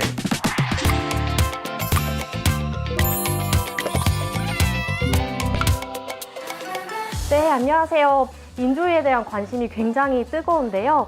제가 그래서 오늘 인조이에 대해서 A부터 Z까지 말씀해 주신다고 해가지고 모셨습니다. 네, 두 분 간단히 자기소개 부탁드리겠습니다. 네, 안녕하세요. 저는 디스코드에서 활발히 활동하고 있는 커뮤니티 매니저 수리입니다. 안녕하십니까. 예, 뭐 앞서 소개해 주신 것처럼 이제 인조이 PD 김형준입니다. 오늘 이렇게 저희가 방송을 이제 준비하게 된 계기가 있는데 인조이가 이제 여러분들한테 많은 이렇게 관심을 받았잖아요. 그런데 이제 저희가 갖고 있는 어떤 내용들을 공개한 게 너무 적은 것 같아서 오늘 정말 화끈하게 그걸 공개해서 더 관심을 받아보려고 나왔습니다. 오늘 이제 말씀드릴 피처는 크게 두 가지입니다. 뭐냐면 첫 번째는 디스코드에서 이미 우리 인조이 팬분들이 남겨주신 글을 저희가 정말 열심히 읽고 있어요. 그 말씀들을 모아서 이미 저희가 위시리스트 같은 걸 만들었고요. 그걸 정리해가지고 이제 이미 개발에 반영한 것도 있어요. 그리고 제가 또 생각할 때 인생 시뮬레이션 게임엔 이런 게 나왔으면 좋겠어 하는 것들도 저희가 피처로 만들어서 현재 개발 중인데 두 가지 종류를 모두 이제 말씀을 드릴 거예요. 하나씩. 그러면 이제 우리 유저분들께 남겨준 첫 번째 가장 뜨거운 내용이 자동차인 것 같아요. 실제는 이제 꼭 오늘 말씀드리고 싶었던 거 인조의 자동차를 가지고 GTA를 상상하시면 안 돼요. 이게 저희가 만들려고 하는 게임의 방향과는 조금 결이 다른 꼭 그 인생 시뮬레이션 게임을 만드는 데만 자동차를 쓰고 싶어요. 그래서 그걸 잠깐 보여드리면서 말씀을 이어갈게요. 대박! 일단 차량을 이렇게 가서 탈 수 있어요. 직접 차량에 탑승을 하실 수 있고 그다음에 이제 좀 보시면 차 안에서 이렇게 내부를 이렇게 볼 수 있습니다. 여기 보시면 이제 운전석에 앉아 있다가 야타 할 수 있어요. 네, 그래서 이렇게 타면 이렇게 운전할 수 있습니다, 실제로. 저희가 차를 통해서 이제 하고 싶은 거는 뭐 운전하고 출근하고 할 때 이제 차량을 갖다 이용하고 또 가는 동안에 이제 우리 일상에 벌일 수 있는 뭐 차 사고가 날 수도 있고요. 뿐만 아니라 이제 자기 차를 갖다가 이렇게 뭐 도색을 해서 이제 이쁘게 커스터마이즈 하는 것도 이제 만들려고 하고 있고요. 자랑한다거나 세차한다거나 또 이제 다른 사람과 함께 타면서 이제 즐거운 여행을 하는데 이런 데 쓰려고 합니다. 그래서 뭐 오픈카를 샀어. 그러면 이제 오픈카는 이제 특별히 기능이 있어요. 몰고 가면 옆에 사람들이 쳐다봅니다. 대박! 네. 저 질문 있습니다. 조이를 이제 되게 애써 키웠는데 네. 어느 한순간 그렇죠. 예. 하늘나라로 가버리면 예. 되살릴 수 있는가? 이름은 좀 거창한데 타임머신이라고 사실 이 게임이 진행되는 동안에 사실은 이제 시간을 계속 저장하고 있어요. 그래서 이제 사망하게 됐을 때는 이제 게임을 돌리겠습니까? 라는 게 나오고 게임을 돌리면 이제 살아날 수 있고 그 시점부터 다시 플레이 가능하세요. 네. 디스코드에는 이제 우리 유저분들의 내용을 쭉 모아보니까 단체 행동에 대한 얘기가 그렇게 많았어요. 뭐 예를 들면 이제 출근할 때 항상 이제 아내가 이제 막 배웅을 해주거든요. 이제 그런 것들 또는 이제 친구랑 만나서 이제 노래방을 같이 간다든가 그래서 이제 같이 행동을 하는 거. 또 그다음에 아는 사람을 만나면 되게 반갑게 서로 얘기하고 그 길로 손잡고 회사 가다 말고 카페에 간다거나 뭐 같이 춤을 춘다거나 뭐 어떤 첼스를 준다거나 바둑을 준다거나 이런 것들도 개발하고 있어요.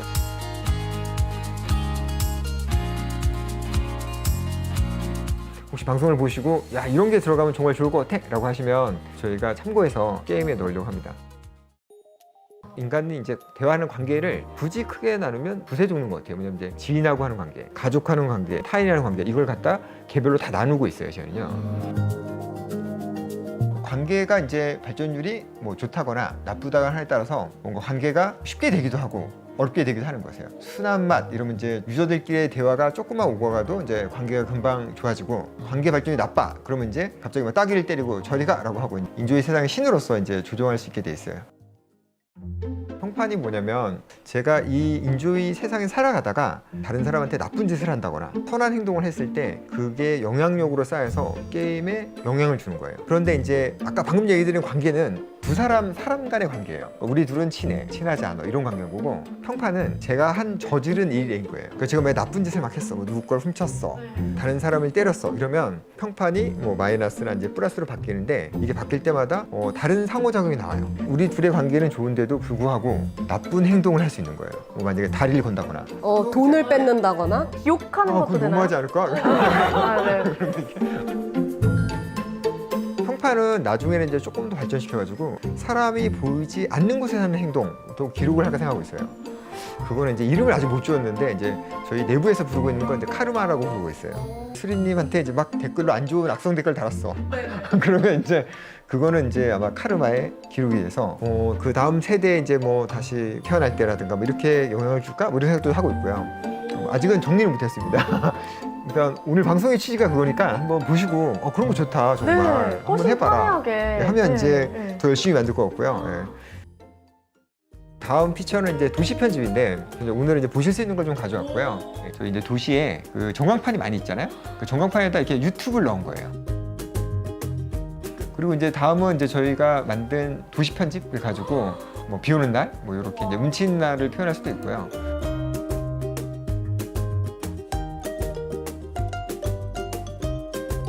다양한 이렇게 스토리가 만들 수 있게 꾸밀 수가 있어요.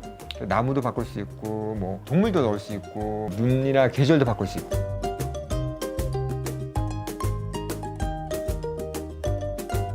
그다음 도시 청결도에서 이제 도시가 지저분한 도시를 만들 수 있어요. 근데 이제 화재 예방률을 해서 화재 예방률을 바꾸시면 화재가 이제 더 많이 발생하게 돼요. 뭐 치안도 있고 건강도 있고. 저희가 심리전 게임이다 보니까 굉장히 많은 것들이 이제 뭐 변수로 빠져 있어요. 그래서 뭐 확률 이런 것들이 이제 같이 올라가요. 저희가 정말 가장 걱정되고 잘할 수 있을지 제가 모르겠는데, 모딩하고 시스템이에요.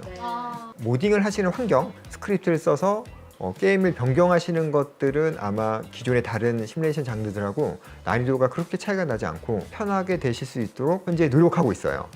저희가 쓰고 있는 게 언리얼 엔진인데, 그 언리얼 엔진에 플러그인을 제공할 거예요, 저희가. 그럼 언리얼 엔진을 이제 설치하시고 이제 그 플러그인의 가이드대로 만드시면 한번 만들어 보실 수 있어요. 실제로 이제 인조이는 굉장히 복잡한 시스템으로 되어 있습니다. 캐릭터의 본도 막 몇백 개고요. 거의 사람의 모든 근육들이 이제 움직이는 상태로 되어 있다 보니까 유저분들이 의상을 하나 만들 때도 높은 이렇게 기술력이 필요하실 수도 있어요. 제 생각에는 조금 기능이 제한되더라도 제작하기 편하신 거를 만들려고 해요. 오늘 뭐 이렇게 공개해드리진 못하지만 외부 회사하고도 이제 협력을 해서 의상을 더 쉽게 만드는 것, 뭐 이런 것도 제공도 고민하고 있습니다. 네.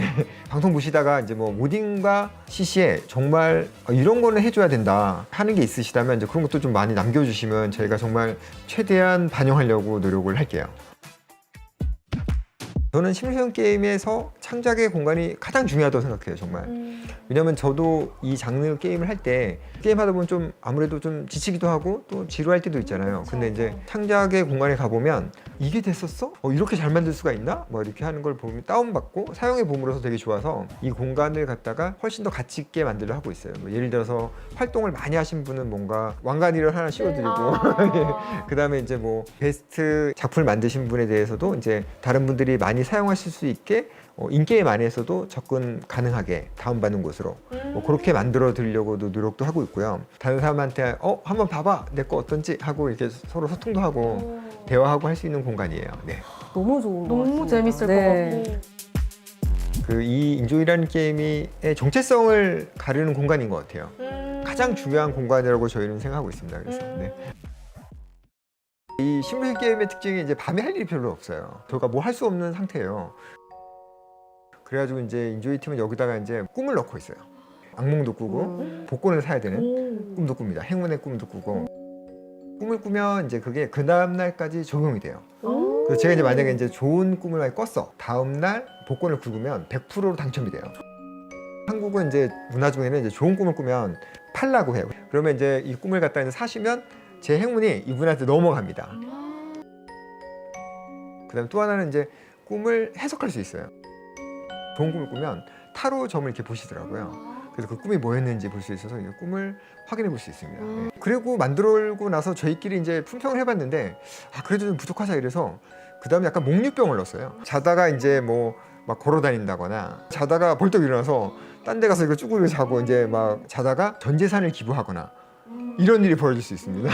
그래서 이제 자고 나면 이제 아침에 문자가 와요. 이래 와가지고 당신이 이제 기부해서 정말 감사합니다라고 이렇게 옵니다. 그래가지고 이제 그 금액을 보면 아마 제로가 돼 있을 거예요. 아마요. 취소는 안 되나요? 취소가 되죠. 취소가 됩니다. 너무 다행입니다. 이름을 나중에 지을 때는 목류병이라기보다는 그냥 밤에 뭐 약간 한 행동 뭐 이런 걸로 약간 이름을 좀 바꾸려고 해요. 저희 이제 그 인조이의 이제 그 지도 보셨죠? 지도 보시면 영화 찍는 곳처럼 스튜디오처럼 크고 넓은 이렇게 공간을 마련해 준 거예요. 비행기 어떤 뭐라고 좌석 같은 거 일부만 있는 세트 이런 게 있을 수 있는 거예요. 그러니까 세트장처럼. 네, 세트장. 예, 맞습니다. 세트장이 있었습니다. 그 다음에 저희가 이제 열심히 만든 그 페이셜 캡처 이용해서 진짜 이제 뭐 본인의 꿈을 이룰 수도 있죠. 아나운서 말이가지고 이제 앉아서 이렇게 막 방송을 해보실 수 있게 이렇게 만들었어요. 그래가지고 이제 게임을 돌릴 때는 저희가 최적화를 해야 되니까 컴퓨팅 파워를 갖다가 굉장히 분산해서 쓰거든요. 근데 스크린샷 찍을 때는 이제 이 화면의 퀄리티에만 집중해서 이제 렌더링을 해드릴 수 있습니다. 그럼 이제 굉장히 좋은 퀄리티의 샷을 만들어내실 거예요. 와, 너무 기대돼요. 훨씬 더 이제 사진 찍는데 더 즐거움을 많이 느끼시게 될 거예요. 네. 프사가 많이 바뀌어 있을 것 같은데 저희 프로필 사진들이 그렇죠. 네. 네, 많이 이용해 주십시오. 네.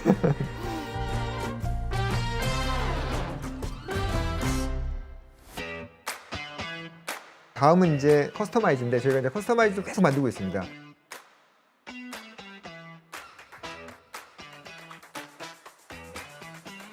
머리를 자를 수가 있습니다. 우와. 원하시는 색깔을 이렇게 뭉치게들인데 네, 다양하게 할 수 있고 뭐 하나의 색깔로 하실 수 있고 제가 그렇게 소망했던 이제 네일 아트가 현재 들어왔습니다. 우와, 대박이다. 네일 아트를 아주 다양하게 해보실 수 있게 개발이 됐고요. 인조이란 게임이 렌더링이 아주 뛰어나기 때문에 실제로 액세서리를 저희가 만들어봤더니 와 정말 이쁘더라고요. 뭐 또 이런 것들은 더 좋아지게 하고 있고요. 커스터마이즈를 뭐 유저분들께서 요거라도 좀 해보고 싶다 뭐 이런 의견도 제가 이제 이 방송에 감히 얘기를 드릴 수는 없고 PD님하고 상의를 해보겠습니다. PD님하고 네, 감사합니다. 왜냐면 이제 이게 이제 개발적으로는 이제 작은 일은 아니에요. 다만 이제 커스터마이즈는 제가 좀 자신 있어서 좀 이렇게 해보시면 그래도 우리의 그 유저분들이 많이 생길 것 같아서 한번 상의를 드려보겠습니다. 감사합니다. 사실 저는 이제 이 게임을 스토리에 약간 욕심이 있어요. 스토리를 많이 담으려고 하는데 우리 유저분들은 이제 그 AR 컴퍼니라는 회사에 새로운 신입사원으로서 이제 들어와서 도원이라는 세상을 이렇게 플레이하시는 거예요. 그걸 통해서 이제 뭐 여러 가지 저는 이제 경험을 하시길 바래요. 인생 시뮬레이션 게임이니까 인생을 살다 보면 희노애락이 있잖아요, 그죠? 그래서 저는 조금 더 불행하거나 또는 화나거나 하는 순간도 경험하실 수 있게 하려고 노력하고 있어요. 그 다음에 이게 회사다 보니까 CEO가 있어요. 그래서 이제 약간 CEO는 이제 죽을 때 이제 만날 수 있어요. 네, 죽음의 순간에 이제 CEO를 만날 수 있고요. 네. 누구? 형수님이 CEO? 아니, 아닙니다. 아닙니다.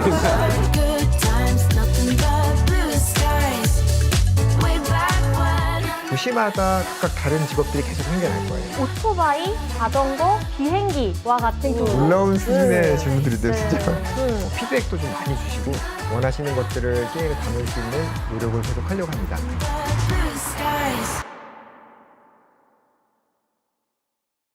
Peggy 18.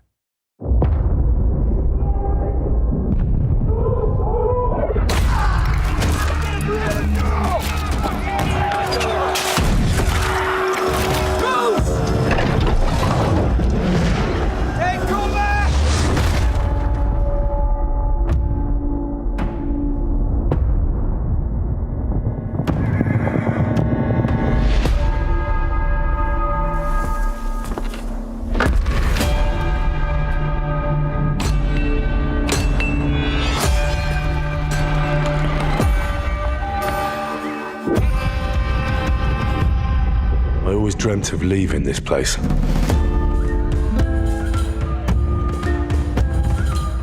Becoming more than a peasant.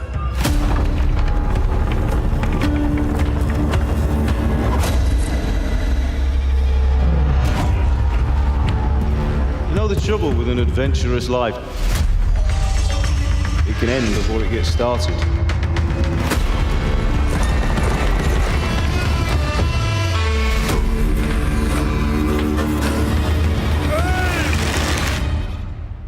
Congratulations, Sir Knight. You finally become a man.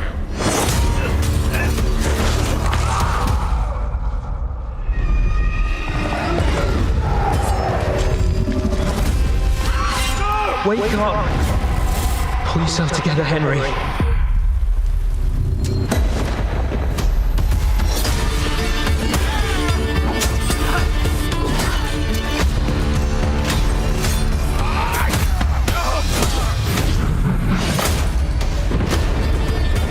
Nobody will hand anything on a platter to men like you and me. You still have a long way to go till your work is done.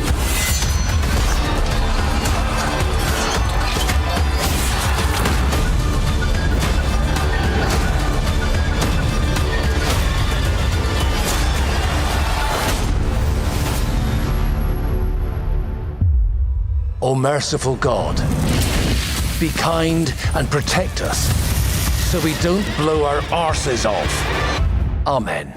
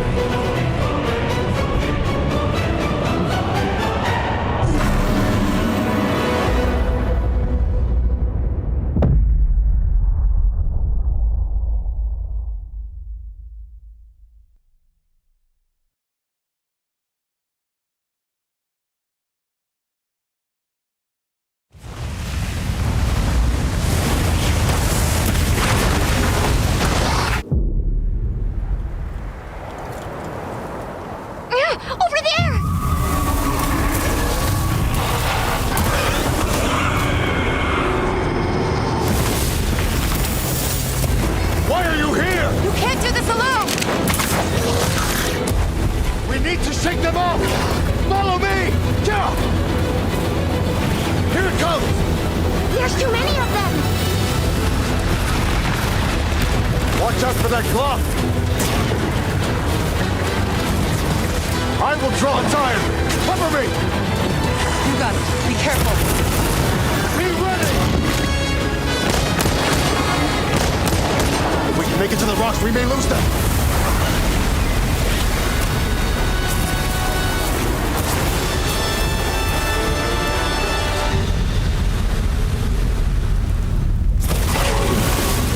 As I feared, it picked up our scent. I'll handle it. You find someplace safe. Thank you.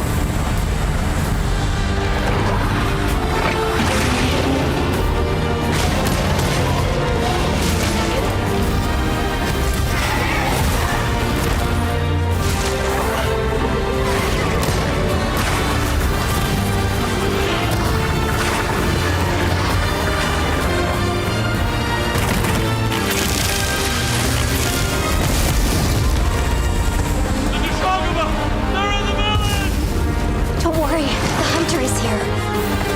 Just watch. You'll see what hunting is all about.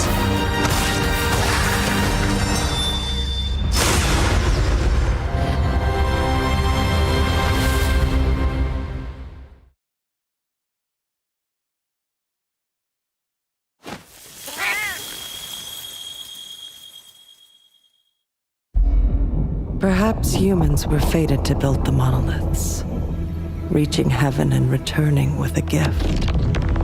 Stardust. But mankind was given more than it wished for. Not progress, but chaos.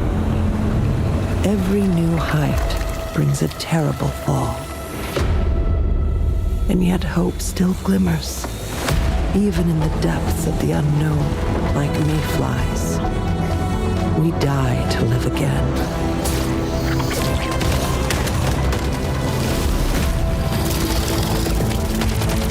The smallest creatures show the greatest resilience. Wherever we remain standing, we stand together.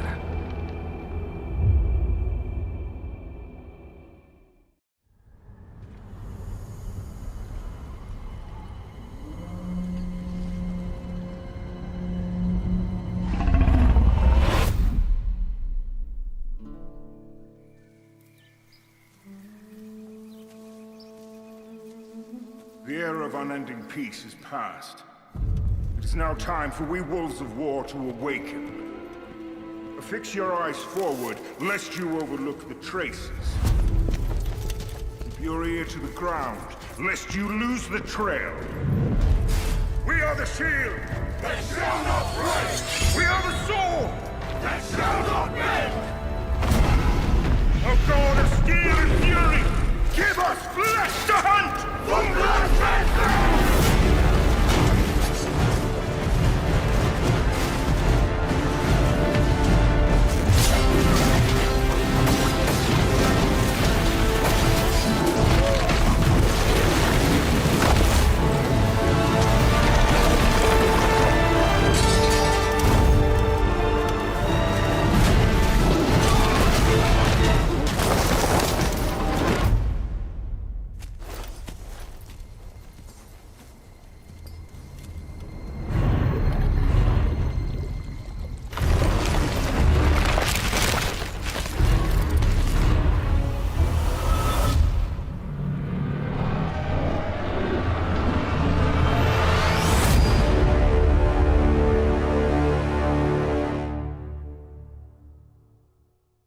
레이븐 2 첫 대규모 업데이트 어비스 오픈.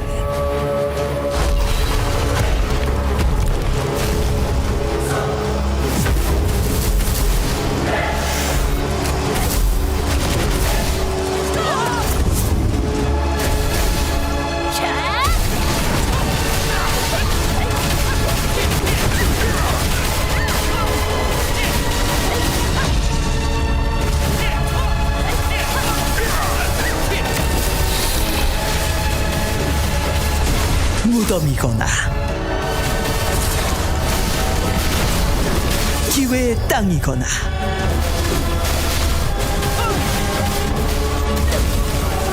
어비스로 집결하라.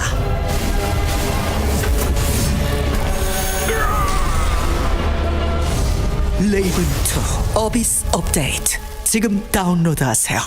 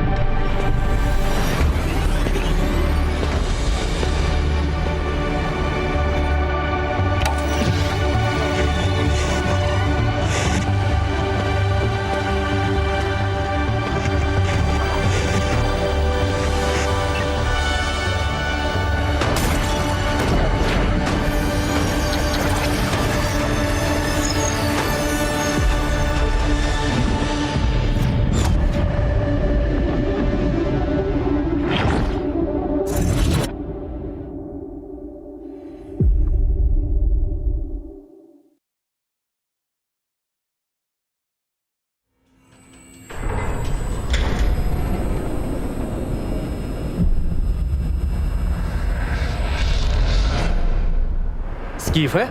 Що ти тут робиш? Та трохи життя живу. Поглянь, як тут. Класно. Ей, до краю не підходь. Тут ти можеш знайти все, Скіф. Друзів, ворогів, гроші, смерть, чудо. Навіть самого себе. Як будеш у Прип'яті, перше коло на колесі за мною. Гаразд.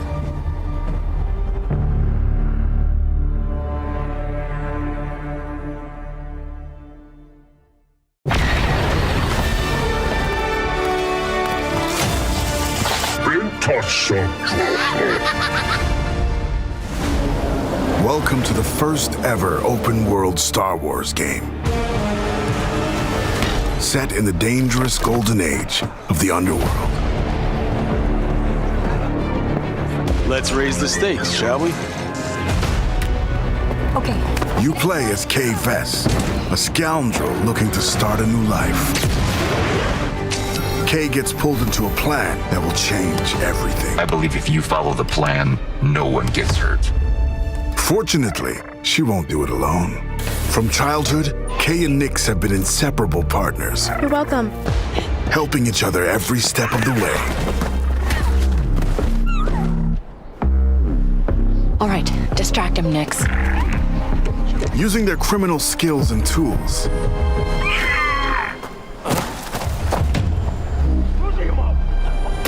Kay and Nix will have to constantly adapt to every scenario.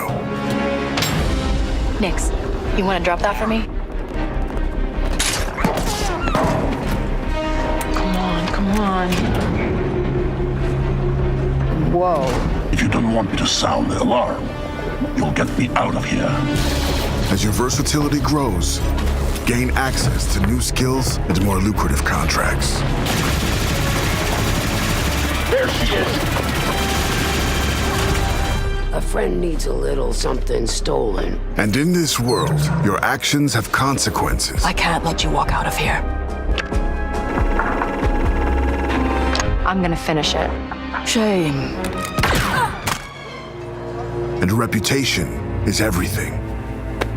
Where is he? The bigger the risk, the bigger the reward, and more attention you'll receive from some of the most notorious syndicates of the galaxy. And how did you think it was going to end? Tell the governor the payments will not increase. It's up to you where your loyalties lie. Hey, Nix! Being wanted by the Empire brings a new set of challenges. This is getting bad. Hold tight! So as your exploits grow, beware of who you cross. Hang on! Scattered across the stars are unique locations, rich biomes, environments, and adventures to discover. Traverse the lush jungle world of Akiva, the ancient city of Kijimi, the dangerous Savannah Moon of Tashara, or roam the lawless planet of Tatooine. When it's time to move, pilot K's Trailblazer to transition from planet to planet. ND, fire up the hyperdrive. Ready to jump. Once you land, you can explore all these worlds on K's S-57 Cardinal speeder.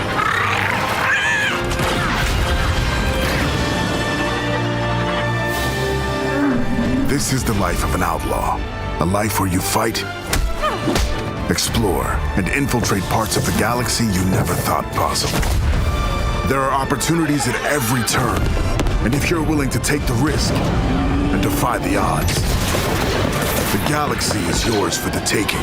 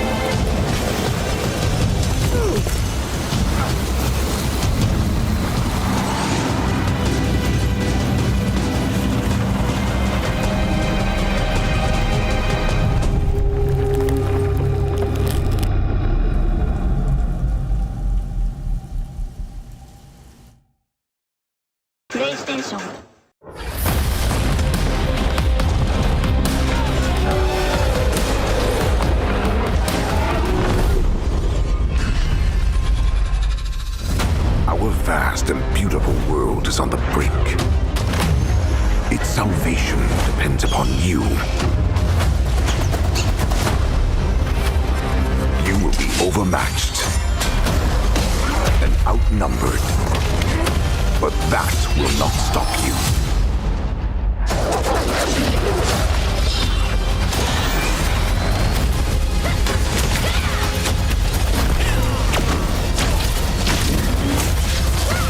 You must claim the throne.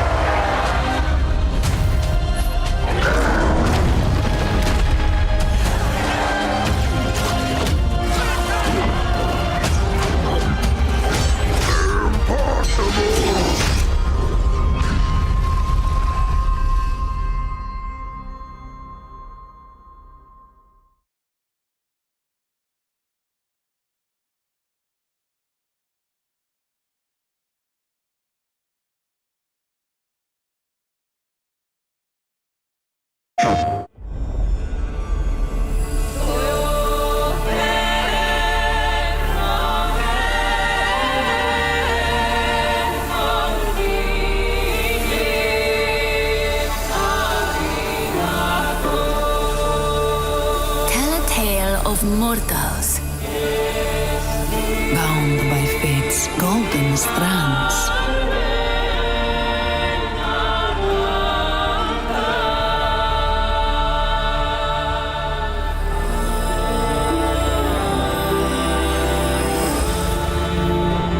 Tell of their laughter, their struggles, their glory.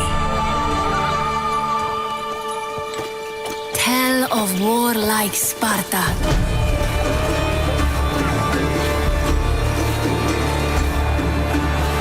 Fate destined them for godlike greatness. But the gods had other plans.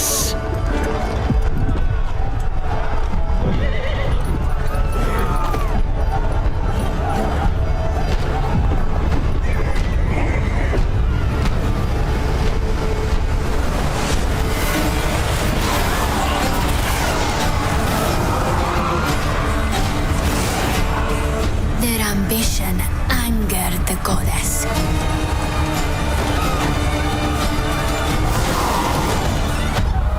And winged retribution showed them no mercy.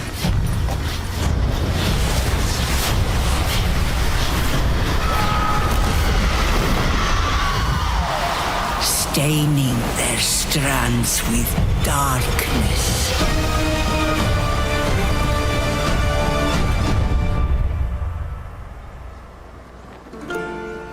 But don't cut it short. Tell us the whole story. Tell us about hope.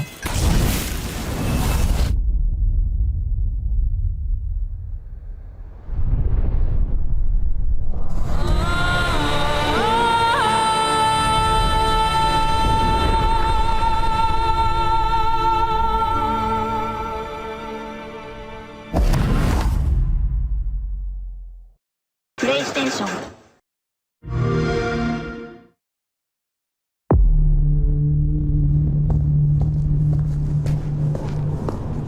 I do not like this. All those marked freaks were waiting outside. And yet none appear to have entered. How does anyone find anything in a mess like this? Perhaps to him this is an orderly chaos. Nosferatu trade in secrets. This is merely another way to hide them.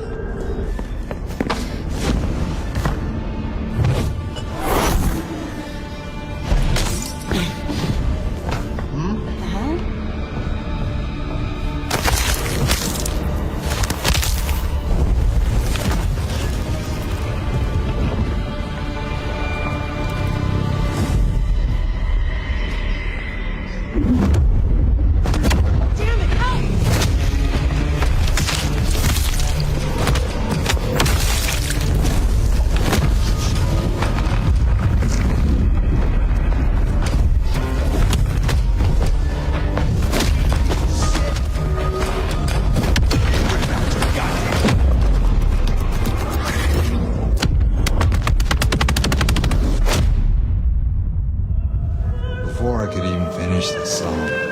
How cruel. Am I interrupting?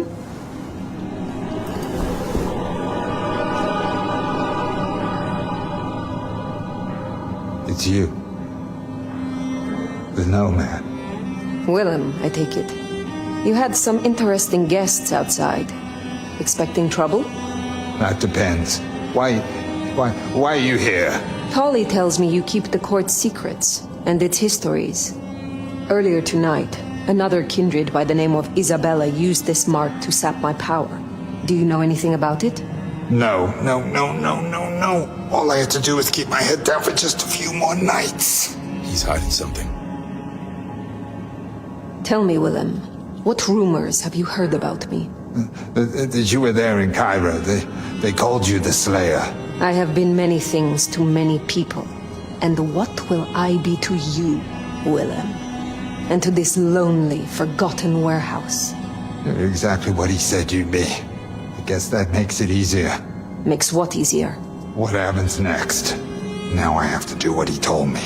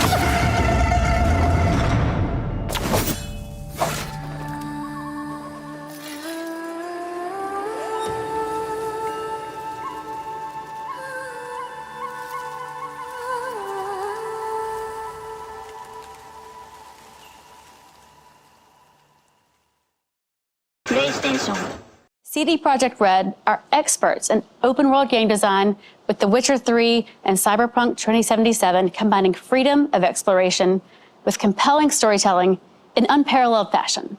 Through a new partnership with Epic, CD Projekt Red is building a brand new Witcher saga with UE5.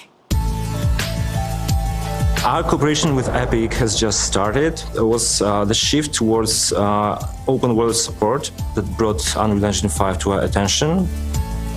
So there was one demo that happened last year that was the medieval environment demo, where at one point there's a notice board that looks strangely familiar to things we've done in the past that has even a sign that says Monster Slayer Wanted. And I'm like, are they trying to tell us, come over to Unreal Engine, look how great your games could look on there? Was that whole demo made with that nefarious purpose? I don't know, but it definitely caught my eye. This opens a new chapter for us where we really want to see how our experience in building open world games gets combined with all the engineering power of Epic. One of the things that is really important to keep in mind when talking about open world games versus, let's say, more linear games is the possibilities of the things that can go wrong, or the scenarios that you have to consider are exponentially higher than linear games. Players can go in whatever direction that they want. They can handle content in any order that they want, theoretically. And to really encapsulate that means that you need a really stable environment where you can be able to make changes with a high level of confidence that it's not going to break in 1,600 other places down the line. Unreal Engine is like a toolbox which has a lot of features, a lot of solutions already there that allow teams to just try new stuff. The fact that Unreal is used by a lot of teams already in the world, a lot of perspectives are projected into the design of the tools, and that helps the tool to be way more agile.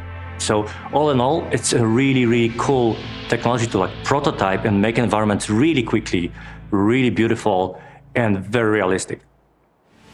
Epic and CD Projekt Red are the two companies that really want to achieve something great. We won't stop just by developing some features. We won't stop there. Yeah, we will continue to work together to achieve something extraordinary in the end.